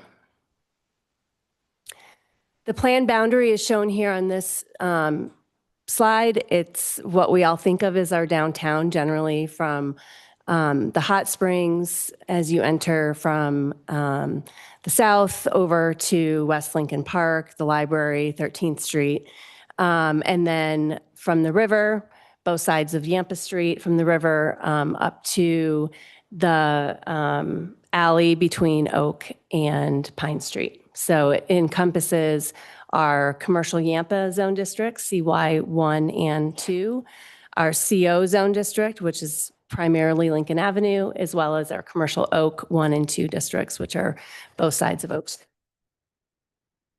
The process involved quite a bit of public engagement. We had a consultant firm that led the project that was design workshop. We had a citizens working group that met regularly throughout the project and provided feedback and recommendations. We held a number of public workshops. There was a survey, some public open houses, and then, of course, meetings with Planning Commission to review the draft and go through the formal adoption process, and then also City Council review and adoption. The overall sort of theme or vision of the plan is to preserve the downtown character. And the plan recognizes that people influence character. I think one of you all touched on that earlier today. But people influence our character just as much as the built environment does. And so the plan speaks to both sort of the historic fabric of the downtown, that built environment, as well as the desire for opportunities for locals to experience the downtown, whether that's living there, shopping, dining, working in the downtown. The plan is organized into 4 topic areas or major categories and tries to balance the priorities of those different topic areas. So we have land use and zoning, connectivity, parking and mobility, art, culture and heritage, and character of the built environment. So I'm going to walk through these 4 topic areas. I'm going to try really hard not to just read the slides verbatim because this is a pretty text-heavy presentation. But I did provide you all with a copy of the downtown plan in the packet, and the specific strategies that fall under each of these topic areas and the goals that we'll talk about start on page 54. Well, they show up earlier in the plan in the individual chapters, but there's a nice listing and summary of them in the action plan that starts on page 54. So starting with land use and zoning, the plan is set up that for each of the 4 topic areas, there's this really big sort of lofty aspirational statement. I'm not going to read it to you, but for land use and zoning, you can see it speaks heavily about diversity of land uses in our downtown and ensuring that the downtown supports locals and visitors into the future. What we heard through stakeholder and public engagement and what some of the focus of the recommendations in the land use and zoning component of the plan revolve heavily around development economics in the downtown. And so it speaks to the need to balance economic growth with affordability and community character. That's a super easy thing to do. Obviously not. But it talks about land and construction costs being barriers. We're competing with other communities. Our development code standards are challenging. They add cost. I want to be clear that the code doesn't necessarily indicate that's a bad thing. It's just a reality that standards do add cost. Development can generate more residential units, and the code speaks to the desire for a variety of residential uses in our downtown because it can activate our downtown and diversify the businesses so that we don't have a downtown that's only serving our visitors, but can actually serve locals as well. There are 6 goals that fall under this category. You can see those here on the screen. Again, it talks about land uses that contribute to street level vibrancy, maintaining a critical retail core. The plan identifies the downtown core as being the area between 5th Street and 9th Street, recognizing that the downtown is larger, but perhaps there's some recommendations about how perhaps sort of maintaining those retail uses in that core area and allowing some flexibility on the fringes. Again, encouraging a diversity of land uses, supporting existing and potential local downtown retailers, experiential retail, housing diversity, and increased lodging opportunities. I know we've all brought to you this discussion before about lodging in the downtown, but that was a really highly talked about and debated topic through the downtown planning process. Was there's a desire to increase lodging opportunities downtown. And by lodging opportunities, the plan is speaking more about like traditional hotel uses rather than short-term rentals that are taking up residential units. The next topic is connectivity, parking, and mobility. Here's the aspirational statement in the plan. You can see it's really speaking just to multimodal transportation options through and around downtown. The focus there, again, multimodal, so transit, parking, bicycle, and pedestrian infrastructure that serves residents and visitors alike. And the 5 goals talk about supporting mobility decisions based on our local and regional transportation plan, supporting our transit services, improving parking experience downtown. That's another super easy one that I know we can tackle. Improving our bike routes and facilities, and just improving overall comfort and safety for pedestrians. Next, we have art, culture, and heritage. This was a really, I think, important part of the plan, was to recognize that our downtown is sort of that art and cultural hub of the community. And it does provide a sense of identity and pride for our local community. It also attracts visitors. And as our downtown continues to change, the plan speaks to sort of the celebrating that our culture, our heritage, and that spirit of the arts. The focus here was on ensuring strong, recognizable elements in our downtown that sort of set it apart from other parts of the town, ensure cultural assets are available and enhanced for future generations. 4 goals related to art, culture, and heritage. The first is to preserve and protect the existing historic structures in downtown, strengthen our downtown as a historic district, support, promote, and manage events in the downtown, and support, enhance, and diversify public art. And then the 4th topic area is character of the built environment. This is a little bit longer aspirational statement, but just really speaks to the value of the built environment in terms of community character, ensuring that we are being sensitive to our historic structures, allowing for new context-sensitive design in the downtown as the downtown changes and redevelops, and then also recognizing the public realm and its contribution to our downtown. And I think, I'm not sure if I've already passed the slide, but there is actually a statement in the plan that speaks to the public realm being all those spaces in between our buildings that really knit together the downtown as a whole. Oh, here we go. I just stole my own thunder. So the idea here is that the downtown is really a unique part of our community. It does have a distinct look and feel, and it should have a distinct look and feel into the future. It should offer experiences appropriate to locals and visitors. Our new buildings should integrate well with the historic character and structures, and that we want to ensure we have pedestrian activity at the street level to sort of foster that vibrancy that we're all looking for.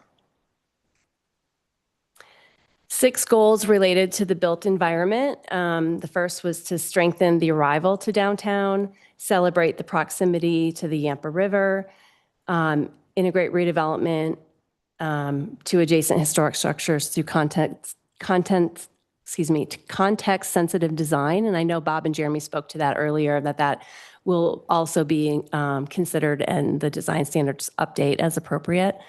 There was a goal to create a central gathering space, create a cohesive look and feel of the downtown public realm, and improve operations and maintenance in downtown, including alleys. There's a number of recommendations surrounding the alleys and their opportunity to become more public spaces.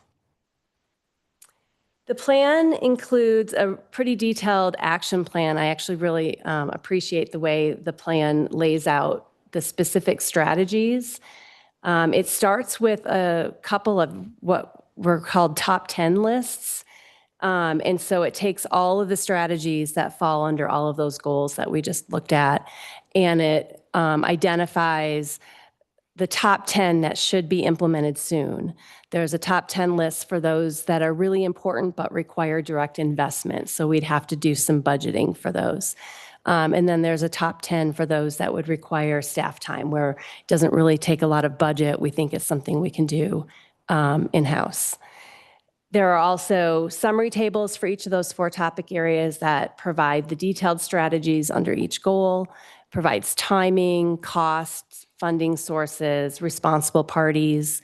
I know you can't read what's on the screen, but it's in your packet. The yellow highlighting in these tables denotes what was identified by the working group as their top priorities. So it's interesting because this plan doesn't say like, these are the first things you should do and this is the order of priority. It sort of slices it in a number of different ways. You have those top 10 lists, then you also have all of those that were identified by the working group. And so I think there's a lot of opportunity here to say what is the priority right now, what makes sense to bite off. So I think I heard someone say once that this plan was adopted in 2019 and we haven't done anything with it yet. So I just wanted to make sure that we all know that we actually have we've made some progress. These are several of the specific strategies that fall under the goals in those 4 categories that we have completed. So of course we have the new City Hall across the street. There was a specific strategy identified in the downtown plan that was to maintain the city's presence in downtown. We also completed the public restroom on 7th Street. So that was also another specific recommendation in the plan. We provide incentives by allowing flexibility in exchange for workforce and affordable housing. So I think that's something that we've done well. Public Works makes sure that our bike lanes are plowed in the winter. We've compiled a summary list of historic preservation benefits and incentives. I think most importantly on this list, perhaps one of the things I'm most proud of is that we have completed an update to our historic preservation guidelines, and we have, in addition to that, adopted our first ever historic preservation plan just last year. And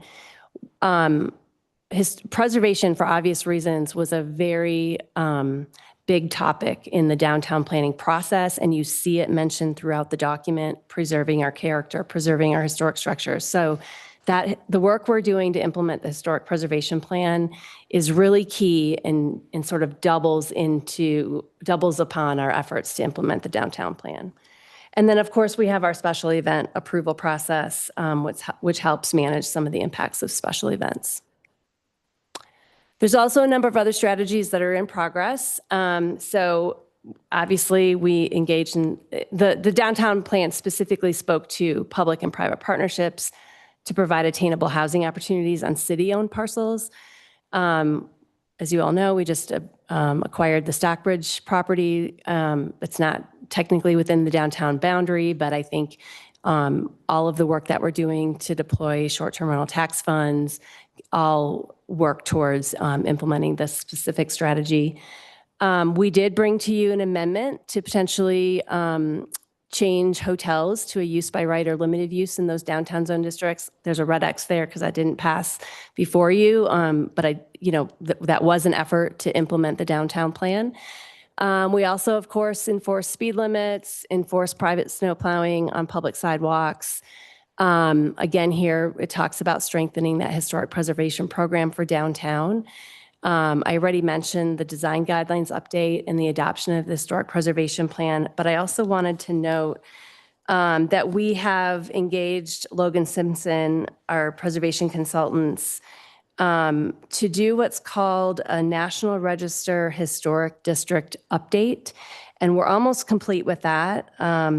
I think we're probably about 95% complete with that work. But what that does is it's called a continuation sheet. is what I understand. It takes the initial National Historic Designation District. It re-looks at all of those properties inside the boundary of the district as well as outside, and determines, documents changes, determines if any of the what used to be non-contributing properties might now be contributing, or vice versa. Some contributing properties maybe have been changed over the last number of years and would no longer be contributing. That's all based on national criteria for the historic district. But so we are actually taking steps to evaluate that National Historic District. I think we have a hope or a desire that maybe one day we'll be able to adopt a local historic district for our downtown, which would put that into a regulatory framework rather than honorary, which is what the national district is. And then lastly, I've added this strategy on this slide to refine the CDC's requirement for upper floor building setbacks. So that is actually something that falls within those design standards that Jeremy and Bob just presented to you all on. So there is a specific strategy in the downtown plan that speaks to that, to the extent that that can be reviewed through that design standards project and potentially evaluate whether changes need to be made. We'll tick that off in that project. So that brings us to what I have labeled the targeted strategies. So with that council goal that you all have adopted, the idea being that it was specific to it was targeted to very specific strategies in the downtown plan. And those are the two that are listed here. And those are to take a look at, potentially modify the plan recommends that they be modified, but how they're modified is still yet, obviously we have to go through that process. But the plan recommends that we modify the CDC to allow the same building height for lodging uses as we already allow for residential on the uppermost floor downtown. And that we also modify the CDC to exempt above grade structured parking from the FAR calculation. Those are very specific strategies. They will take some work to see how we would sort of calibrate them to fit within our downtown. They would have to go through Planning Commission review, public hearing, City Council first and second reading. And like we saw in that earlier potential lodging amendment, it didn't pass council. So I make no presumption that by going forward with your goal, I mean, there's no predetermined outcome here. I think the public process will have to go through and bring forward some sort of an amendment for council's consideration. One of the reasons so there's a number, as you'll see if you looked at the strategies in the plan, there's a number of strategies that speak to diversity of uses, housing incentives, things like that in the downtown. The reason why you don't see more on here is because we have to make sure we have the capacity to do this. We have a lot of goals that are impacting our workload. And so we were trying to find and look to the plan to say, what could we do? What's achievable? What's doable? And what do we also think might make a difference? And these were two very specific strategies in the plan that the working group and the public input that we received indicated through the process that they would make a positive difference in our downtown.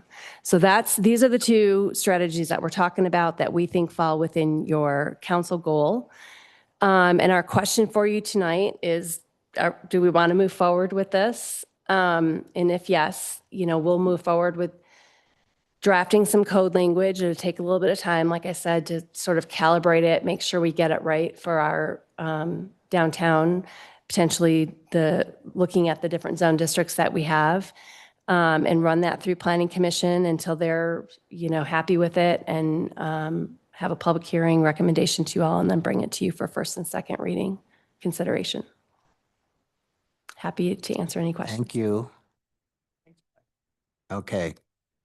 Before we jump into answering this question, do we have questions for Rebecca? Of course.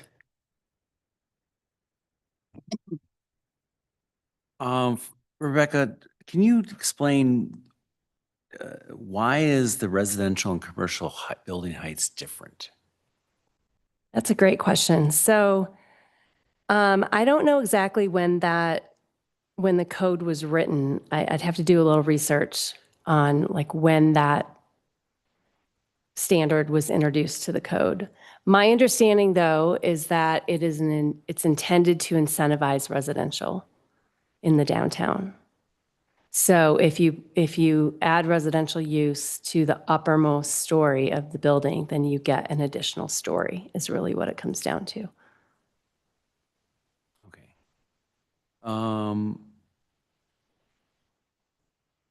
Change gears here a little bit. Thinking about the floor area ratio aspect, what that does is that encourages first floor parking. Or would that encourage first floor parking in terms of if you remove parking from that? I think it would encourage structured parking. Absolutely, yes. I think that what we see downtown, I think parking is a challenge for redevelopment. If you look at our existing like the historic structures, many of them are constructed from lot line to lot line. They don't provide any parking. If they do, it might be a couple of spaces off the alley. They certainly don't meet our current code. But when we see redevelopment, we say you have to park your use 100% per the code. And that is a challenge. And so what a lot of communities do is that if you wrap it with some other use, it can be excluded from the floor area ratio.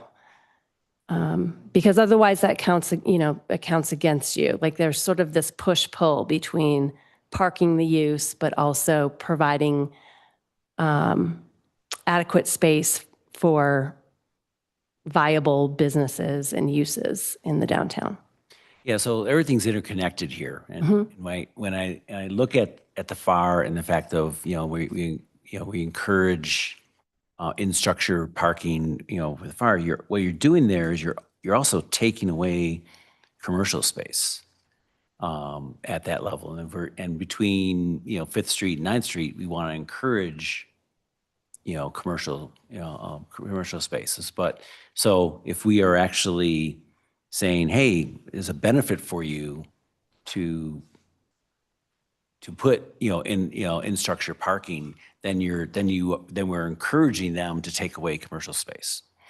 And it's all related to what we don't have is a downtown parking plan. If we had a downtown parking plan that we, investigate, then we can better understand, whether, the FARs, it makes sense for the FARs to be modified and not included. But the way I look at it right now, it'd be difficult for me to encourage that because I want to encourage more commercial.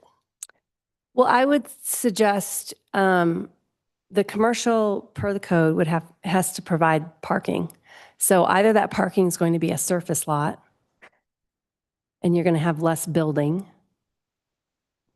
or you're going to have to go underground, which is very costly. And we don't see much of that here.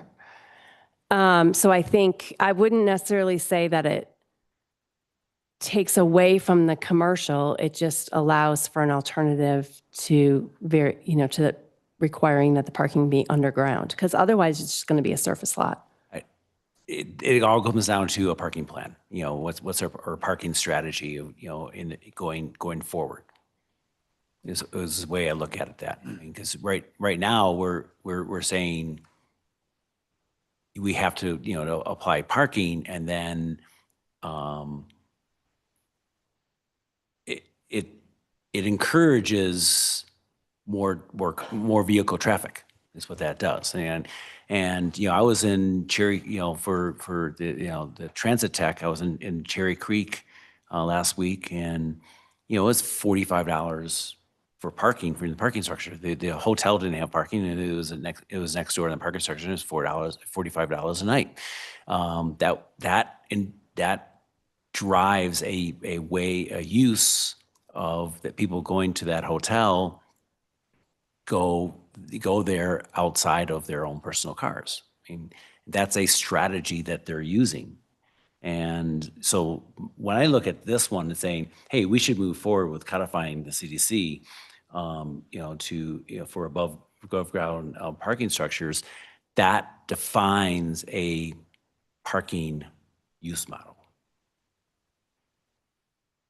And that's where I would challenge us to think differently, right? And that's kind of my issue with picking out pieces of the downtown plan. I mean, in the sense of, if you look, right, there's a section on connectivity, parking, and mobility, right? And support the Steamboat Springs Transit service within, downtown. So, I mean, there are alternatives to parking. And buses are a big part of that. right, and right, I mean, and and again, it has strategies in here focused on that I think need to be taken into consideration when we're looking at the other possible strategies as well. They, as you say, they're all interrelated. So what's the plan? What's the next step for this discussion? If we're gonna, we've got this downtown development plan, we kind of look at it again. You've picked out a couple of items that we want to look at. Is this going to be more internal work with the Planning Commission and your staff and a little bit of outreach, or what's the goal to adopt something and then get some of these downtown plans into the CDC? Or what are we trying to do? You tell me. And okay, so that's okay. So you all set a goal. Yeah. That goal was very targeted. So I know there was a lot of lively discussion about, like, let's implement the whole downtown plan. I mean, there's a lot in the plan. Absolutely correct. A lot of it is interrelated. Obviously, if we can improve transit, if we have better overall downtown parking, perhaps our individual use parking requirements could be lesser. I mean, there's a lot of ways to look at that. The council goal that you all set was to look at the development and dimensional standards. We reviewed the downtown plan, looked at all of the things that had to do that would potentially relate to the CDC, and then pulled out those that were specific enough that we felt we could accomplish them within our current work plan. I think that there are some that are broad, for example, there's one strategy, for example, that I think we are in the planning department really interested in. We think it would be really impactful. It's the one that talks about allowing greater flexibility sort of on the fringes of downtown in terms of land uses. However, the plan's not really specific about what that means. And we feel like that probably deserves more community engagement to understand what that would look like, what standards in the code would have to change to make that palatable or workable or desirable to the community. So that's why you're not seeing that one on that targeted list, because frankly, I just don't think we have the bandwidth to take that on right now. I would love to do it. Like I said, it's of great interest, I think, to the planning department as a whole. But the two strategies that I identified are ones where the plan was so specific. It's like literally sort of telling us what to do, that yes, there needs to be a public process, but I don't think it needs to be extended public engagement. We can have some community outreach on it. We can take public comment. We'll have a number of public meetings where we can hear the public we can have a work session at Planning Commission and run it through a more typical code amendment process. Is this duplicative of the previous presentation? That was going to be my next question, Councilor Bacino, is we just heard a lengthy presentation from Bob, Jeremy, and the consultants in terms of looking at the community design standards. So what's the benefit? Why would we carve? How is this not duplicative of what is being handled throughout that process? We have it as a goal. No, I can answer that. So you heard Bob talk about scope creep, and I know you all don't read the CDC for fun, and you don't have the table of contents memorized like we do.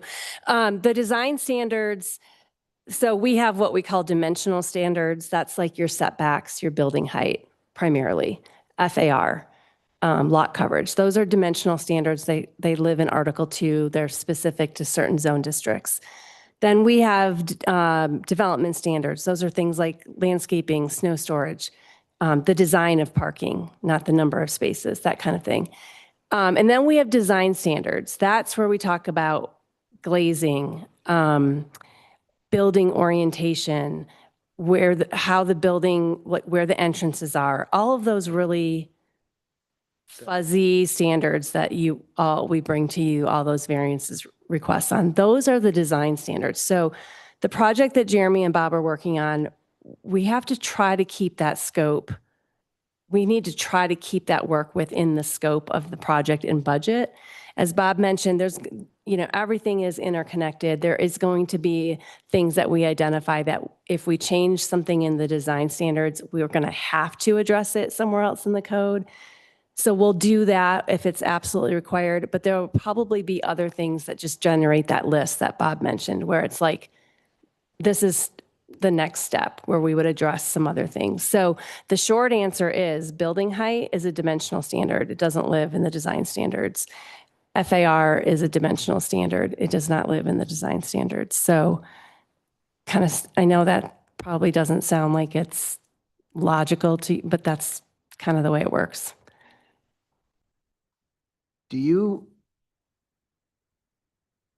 Ideally, you would like to look at the downtown development plan code holistically. If you had all the resources, would you look at that in total and look at the interdependencies and, how they offset each other? And would you do that if you had all the resources necessary? If I had all the resources necessary, absolutely. We would be looking at our downtown plan, our mountain area plan. Okay, and we'll stick with the downtown. And our community plan, and we would identify all of the strategies because they interrelate and they overlap. Okay, but we can't do that right now, under any circumstance. So the question is, what's the best use of your time? And are you saying that the best use of your time is to pull out two that, and address those two? Or is the best use of your time to wait till we do have the resources or plan it out for years from now when we have the resources to look at the whole thing? Or are there other things in the development plan that maybe are even more important? I'm just trying to determine, are these two things, are they like areas that we have the most issues with, challenges with, variances with? And that's why we should address those specific two? So to answer the first part of your question, I don't think waiting till we have all the resources in the world to do it the best way, to do the greatest, best job possible makes any sense. We're never going to be in that situation. We need to tick off things as we can. Priorities shift over time. That's okay. So what might make sense to do now, maybe didn't make sense to do a year ago, or maybe won't make sense to do next year. But I think that, like I said already, these particular recommendations were very specific. A lot of the other recommendations, if you read them, they're broader. They're going to take some work to figure out how to achieve them. But these were so specific. I don't actually see it as being that big of a lift. Now, I'm gonna probably kick myself for saying that, because when you think something's easy, it's not. But from a staff's perspective, writing the code for these is not that difficult. You all are going to have the hard job to decide if, you want to adopt it or not. So I don't think this is a huge lift from the staff's perspective. But if it's not if you think there are other things that are higher priority, we would need to know that.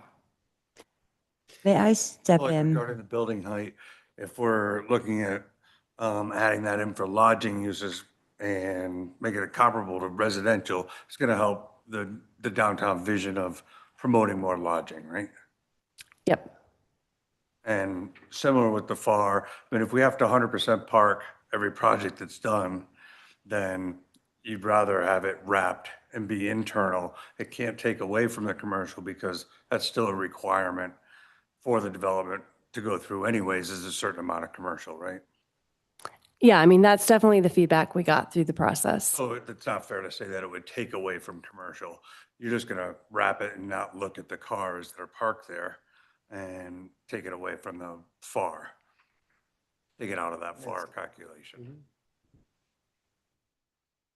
Ms. Dixon. So I'm in support of moving forward. Counselor Dixon? So to be super clear, the reason why Rebecca is presenting us with those two options is because of that new goal.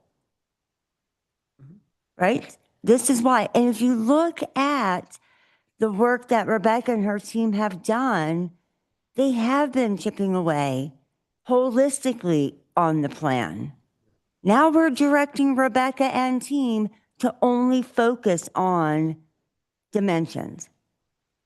Well, and I was going to suggest, besides those, Not two, done. what else could we do? Yes, I'm not done though. Yeah. No, I want you to stay. So we have just created a problem for Rebecca and team because now their direction is to review these dimensions when we look at the downtown plan. So that's on us, and that's why we have these two recommendations in front of us tonight. That was the direction we gave Rebecca. So Rebecca, question for you. When I look at the downtown plan, I see tension with the different areas. And so so specifically when we talk about LUZ 6.3, which is on your recommendation for the building height, what happens if that is in conflict with CB 2.2, which is celebrate the proximity of the Yampa River to downtown, open views to the Yampa River across city parks? So that's just one example, but so now we're directing you to come up with very specific dimensional changes without possibly considering impacts to other areas of the plan. Well, I think the idea behind LUZ 6.3 is not, we already allow a certain building height for residential in the downtown. This would just extend that same allowable building height to a hotel use.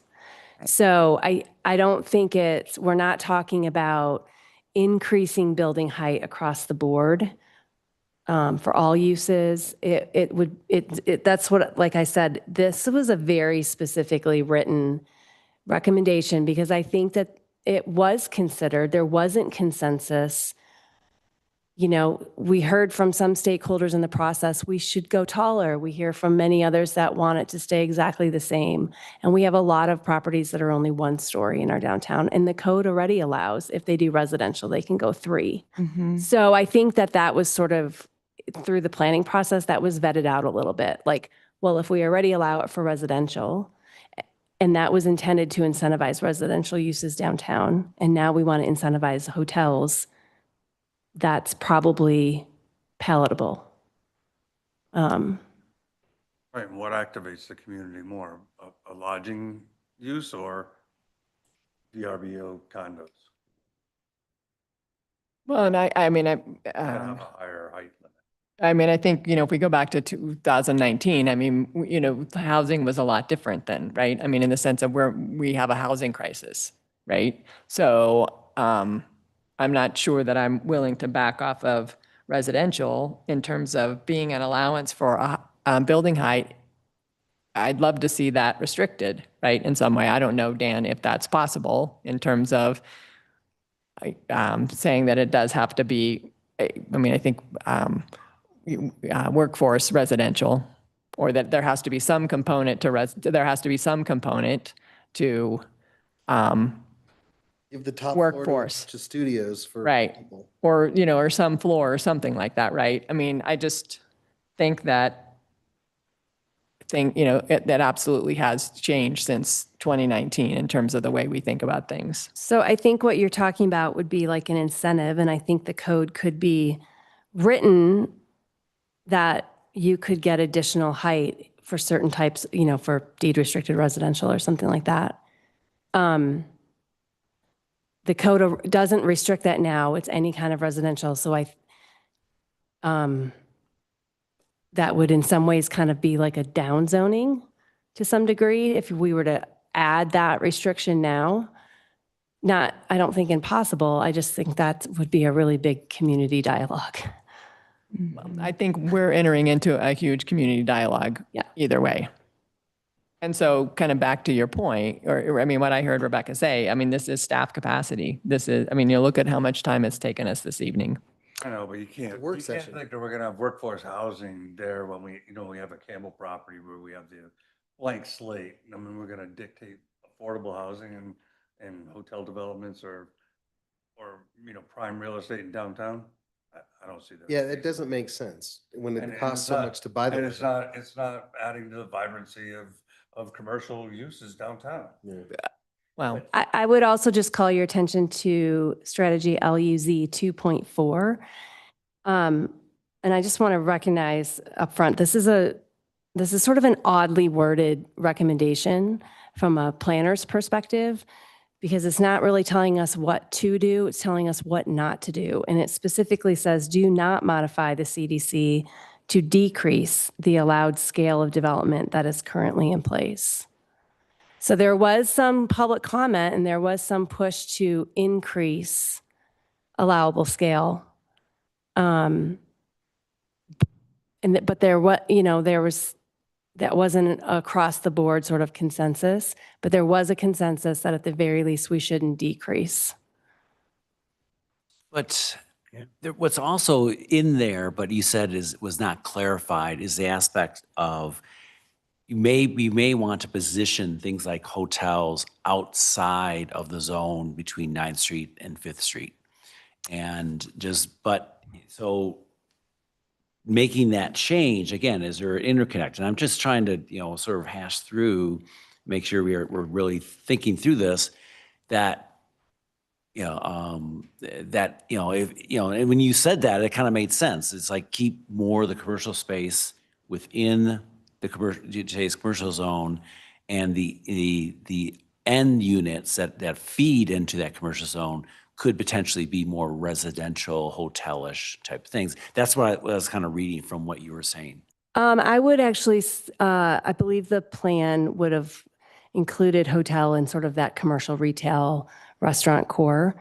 And when it talked about more flexibility, so right now, primarily you're required to have some sort of commercial use on the ground floor within the pedestrian active frontage. So the idea about allowing greater flexibility sort of on the fringes was around perhaps you can do residential on the ground floor by right or without a bunch of variances, or more office, because that's another thing that office brings workers into the downtown. That's sort of a daytime population, but you certainly don't want a bunch of office spaces in the core where you don't have that sort of pedestrian, that lively activated space. So I would suggest, my understanding of the plan was looking more to like residential office spaces, and I would suggest that hotel uses would be desired within that core.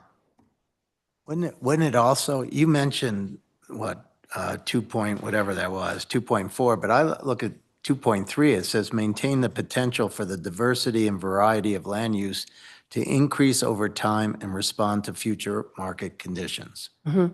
And I would say that the future market conditions are, we need hotels downtown, not, 4 condos, luxury condos in a space. So that to me would support that variety of land use that we haven't seen since that period of time. specifically around hotel use. Well, and it seems like what I'm kind of hearing is that to put a hotel, right now, the code doesn't really allow that third floor, the height same as the commercial. And so this is just kind of one of those aspects. But I have to qualify, guys, do you think a hotel in downtown is not attractive? At any block from any part of the downtown plan, if someone came in and said, we're going to tear down the Chieftain and put it up a hotel, maybe that's a bad example, but Terrible. that's a bad example. But you know what I'm saying? I'm just asking you guys as councilmen, it seems like your dialogue is leaning toward not wanting any hotels downtown. Mm-mm. No? I'm trying to understand what the plan is saying. Okay. And that's kind of, And okay. identifying where there's maybe some inconsistencies or competingness between what they're requesting or proposing. May I ask Rebecca another clarifying question? When we talk about this height change, so looking at the different zones in downtown, so this is why I'm kind of to Michael's comment. So right now, anyone could build some type of lodging development, 3 stories, condos, whatever that would look like, in say a commercial Oak 2. And what you're presenting tonight is to say we want to change that to allow hotels to be built in commercial Oak 2 with 3 floors. That would be the same as what we're allowing currently for other lodging. No, what the plan says is that the code should be amended to allow hotels to be the same height that we allow residential uses to be. So when we look at our individual downtown zone districts. Yes. It's still would be used by If right. we look at, let's start with CO, Commercial Old Town. I don't have my glasses, so hold on, I have to. zoom Let's in. just take the Wells Fargo or the Oak Street side of that, right? You still wouldn't be able to apply that taller height because it's not a use by right. No, I'm sorry, let me clarify. Okay, so if we look at CO, which is primarily Lincoln Avenue, there is a overall building height of 28 feet. Okay. If there's not residential on the uppermost floor. 28. If you add residential on the uppermost floor, you get 38 feet by right. Okay. So that's on Lincoln. Okay. If we look at Oak Street, if we look at sort of this side, the side we're on, CK2, there you don't have a differentiation. So it wouldn't impact that CY2 district. So we don't already allow a greater height for residential on Oak Street. It's only in CO and I believe CY. Yes. So it would be Yampa and Lincoln Okay. where this code amendment, potential code amendment would impact, because that's where we already make that differentiation between residential and non-residential. Okay. So right now, if someone had residential on Lincoln, it could go 38 feet. Mhm. And what this code change is proposing is that a hotel could go in on Lincoln and be 38 feet. Correct. Thank you. And then I just wanted to address Councilor Barnes' comment. So right now, hotels downtown in all the zone districts, I believe, are conditional use. That means the use itself would require planning commission approval, but the height is, if you meet the dimensional standards of the code, the conditional use doesn't really give us the ability to say that has to be lower. We'd have to tie it to some unique impact of that hotel that would allow us to place some additional height restriction on it. And I have a hard time thinking of what that a legitimate sort of impact would be that we'd be mitigating. So the hotel would be evaluated. Is this an appropriate use in this location? And if yes, then it would be able to go to 38 feet if the code were amended. And it's also important to remember that downtown has different design standards. So I think many people are thinking a hotel, you're going to get the hotel that you are thinking of on Highway 40, and you're going to plop that down in downtown. And that's not the case. You're going to get a hotel that meets the design standards of downtown. And look like a Setbacks design- and things like that. Look like a downtown building. That could be a Hilton Garden Inn. What's that? It's not going to be a Hilton Garden Inn. Well, it Well- might be branded as a Hilton Garden Inn, but it's certainly not going to look like that. It's going to look like a building that is appropriate for It'll downtown. look like, I mean, Alpenglow or House and Place. I mean, if you look at House and Place and the picture that you guys had, that we saw, I mean, the facade is so different and unique going down one block, and it's the entire block, but yet it looks like that could be a hotel, but it was made into condos that are not occupied all the time. And Right I now- love having the Bristol because the Bristol gives a lot of vibrancy. Right now, developers won't put in a hotel because they can't generate enough rooms to generate enough revenue, basically. That's the bottom line. But can't they come in and ask, I mean, if they developed it and asked for a variance? I mean, what we're trying to do is avoid variances by building the code, right? And so right now, it's a conditional use and they could ask for variances. I mean, it's not like they can't do it. They just risk spending all the money in the development design phase to then be shot We down. know of several who wanted to do it and they ended up not doing it. Yeah. Well, help me understand that though, right? I mean, what you said, I thought that it was 38 feet on commercial Yampa. On CY. If you have on C1, let me double check. No, C1's going to be lower. C1, we do not differentiate. So the riverside of commercial Yampa would not have a differentiation, and the overall height for any type of use is, I think, 36 feet, if I can read that.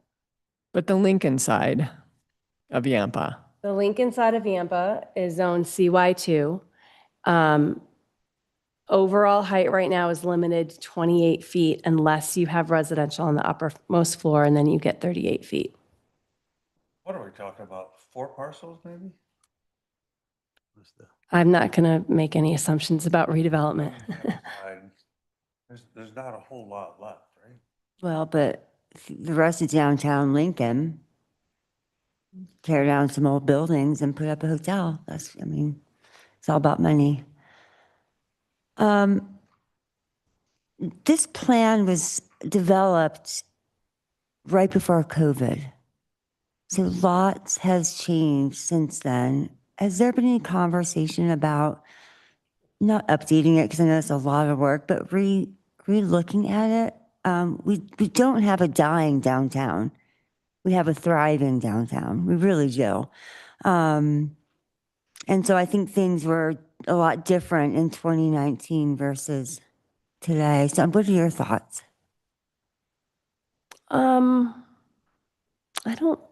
I mean, certainly I think our community has changed. I think, if you're all reading the downtown plan feeling like it's no longer relevant, or or sort of like the underlying theme is no longer accurate, or presenting the vision for our community, then I think, yeah, it would be time to update the plan. Okay. I'm not feeling that. I think I'm going back to I wish we were doing a holistic review, and it's bugging me, not you, but that we're picking out. And that So was that's bugging me. maybe if there were some things, if we go back and look at the development plan downtown, and granted, staff picked out a couple, but we can pick out a couple too. I mean, so look at it and go, maybe there's some things that we think we want to address, then let's have that discussion over the next 6 months and see where we go. Because I agree, I don't think I want to limit it to just these 2 pigeonhole design development dimensional standards. You guys have brought up a great point. I mean, there may be some other aspects of it. So my question to you is, what are they? And I will look at the code this next couple weeks with that same caveat to like, is there something I wish we could talk about? And I will bring it to us and say, hey, besides this FAR and the parking deal, we should look at the X, and I don't know what X is. So I don't want to limit your ability to bring that up just because staff says, well, there's two that we want to work on. We have the ability to say, what about one or two others? But the question to you guys is, what are those other two others? You know, and so let's have the freedom as council to be able to look at those and say, you know what, I was talking to some people, and maybe there's a couple other things in the development plan we would like to consider. So let's take this opportunity not to just hone in on two. We're not going to try to create too much more work, but we need the council to at least have the opportunity to say, what would those two things be? Clearly, it was a conflicting conversation that we've had. So you need to have the freedom as a councilman, but be specific. Besides these two that the staff put up, what would be the ones that you think we should address? And then let's talk about it. And then maybe we say, okay, add that to that, make it 3, make it 4, and then limit it to those things and kind of see where it goes. That's what I would propose, because I don't want to shut you guys down. Okay, and I would love, obviously, staff's recommendation, because I know you all have been focusing on it as well. So if there are other areas that you think are important outside of the dimension that we've now directed you to do, I'd love to hear your opinion on that. Okay, and the FAR, I do have concerns about removing parking from FAR. Does anyone else or no? No? Yeah. You do? Can I ask what the concern? Huh? What's the concern? Yeah. Okay. Yeah, I think bigger That goes back to buildings. massing, Yeah. right? And I think we just need to think differently about parking, right? I mean, from the perspective of, back to the mobility part, that, there we have parking and mobility recommendations in the downtown plan. But I guess I go back to Tom from the perspective of, again, what I asked before is we've got limited capacity, staff capacity, and we have some significant housing goals that we need to achieve. So do we have the bandwidth? I mean, I appreciate your suggestion, Councilor Bacino, because I think that's exactly what we need to do, is we need to look, again, look at this as, I would love holistically, but I understand, right? I mean, in terms of trying to start picking away at it, but I'm concerned that we don't want to divert our attention away from our other goals. I think we're missing one point here, that we voted on this 4-3 to go after these two. All right. So I have no issue with looking at 2 others or 3 others 3 months from now or whatever, and seeing if we have support of the majority of council for those. But I think tonight and there's only 6 of us here tonight. So I think we need to, come to a conclusion here about to Rebecca's question here, and that was somewhere in here. I know we haven't had public comment yet. Not that there will be much, but the point is that, we can go back and forth on this and say, well, let's add a few more, and do we have the capacity to do that or not? But the real issue here is we voted 4-3 to add this to our council goals. And now here it is in front of us tonight. So I think we owe it to decide on this and not say, well, let's pitch this 4 months or 5 months down the road and see if we want to add a couple more. And then we're into a problem with staff time and everything else. I think we need to make a decision on what we have tonight, one way or the other, and move on. Yeah, I mean, when we had those discussions in the past, I don't think I'm suspecting that the downtown plan was not well read by council, and I'm expecting that people have read it more and have a little more insight into it. And one of the things that the plan highlighted is the low density relative to other resort, mountain towns of downtown businesses, and they're not well represented. And so, does this also increase the number of businesses in downtown by increasing by making these changes? And I question that is the answer. We could disagree on that. Yeah. I mean, that's why we're here, to make decisions. And so But I think I don't want to separate, I mean, the decision is really based on this tonight. We're throwing a lot of other stuff in there now. And I think we need to make a decision on this. Well, you're president. Come on, Doug. Okay. Well, that's where I am. I mean, as far as I'm concerned, and I lost the question, Rebecca, but before we do that, are there any other questions for Rebecca? Let's follow the process. We okay? Can I just make one comment? Because the question on the last slide, I think is, should we move forward? If you all are like, no, let's not move forward, then we'll take that direction. But I just want to be clear, even absent with this goal, at some point in time, you probably would have seen staff bring an amendment forward, just like you saw the last lodging proposal. We try to update our codes and we try to implement our plans all the time. So we're always, either they're sort of those like housekeeping, sort of cleanup amendments that you see, or we try to tackle some specific recommendations in a plan. We try to keep we're trying to improve our code. The Design Standards Project is a direct recommendation out of the Mountain Area Master Plan and the community plan. That is us trying to implement that plan. So you might all see this amendment come forward at some time anyway, even absent this council goal, unless I hear from you all tonight, like don't spend your time, then obviously we won't do that. But I just wanted to mention that. It's a good point. Thank you. Okay, is there anybody in the room who would like to make public comment? Anybody online, please raise your hand if you'd like to make public comment.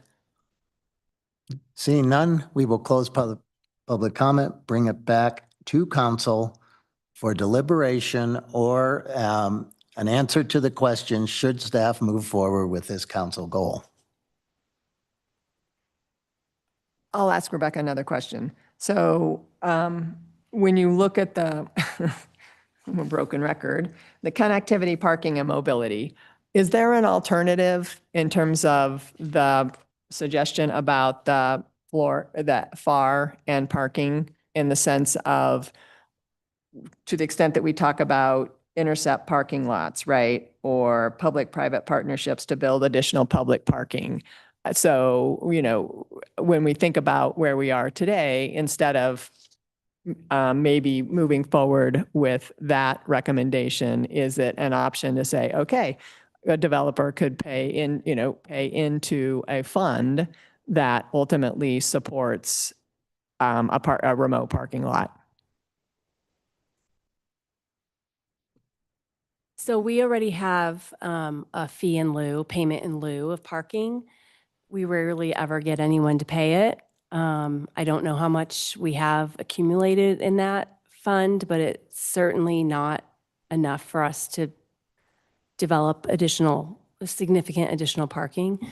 So I would say we already have that option in place. And I think that while the code speaks a lot to parking improvements, including things like intercept lots, remote lots, that kind of thing, and increased transit, I don't think that was, I think that was in concert with maintaining our current code requirements, that uses do provide some of their own parking. So one thing to keep in mind is that our code requires parking for different uses, but it's certainly not, a retail space. It's like 1 per 900 square feet or something like that.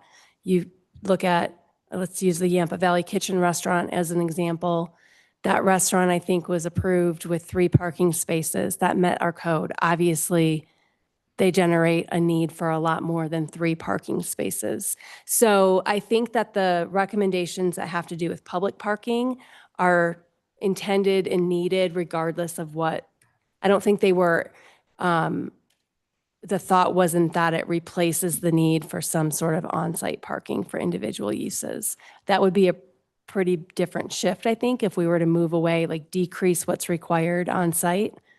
That would probably mean we'd have to do a whole lot more in the public parking realm to make up for that. Picking up much higher density of building without any parking. But these are, but that's again, That's an issue that we're hearing a lot about, right? So I think we need to think differently about the way, and if we don't have enough money, then maybe we're not charging enough, right? I mean, again, things have changed a lot since 2019. Are we ready to go thumbs up or thumbs down on this? Council? So we're going to address each one. 'Cause I think that the question from Rebecca is for guidance on the building height for lodging uses and for the exempt above grade structured parking from FAR, correct? Do you see these as one thumbs up or down on both, or do you see these as separate? I mean, I think it can go either way. think I was it's thinking that hard based on your council goal, these two would be packaged together. I mean, Do you want to separate I them would out? like to separate them out. I'm sorry, Rebecca, didn't mean to cut you off. I would like to separate them out based on Rebecca's description of the building height for lodging. So Rebecca, thank you so much for like walking me through that and the different zones. I'm okay with that. I am not okay with the floor area ratio unless we have more conversations around parking and other aspects of the downtown plan that we can help alleviate some of that. So once we're ready to incorporate more of the plan with this FAR exemption, I'm a no for that one. All right. Are we ready? And I'll say I concur. Okay. Then we are going to go thumbs up or thumbs down on modify the CDC to allow the same building height for lodging uses as residential on the upper floor, LUZ 6.3. All those in favor? Okay, opposed? I'm just opposed from a pure resource perspective and knowing what we have before us and how we need to stay focused from a staff perspective. Understood. So that was 5-1 on that. And then on modify the CDC to exempt above grade structured parking from floor area ratio when wrapped with active uses, CPM 3.11. Okay, all those in favor, thumbs up. All those opposed, thumbs down. Okay, so that's 3-3, which means that that does not pass. Is that correct? Okay. I feel there's just too much interconnection between. Yeah. Okay. I mean, yeah. Again, we've already hashed it out. Right. Thank you, Rebecca, Thanks for taking us through that. All right. I will take a motion to adjourn. So moved. Motion, Counselor Pacino, second, Counselor Gary. All those in favor say aye. Aye. You are adjourned.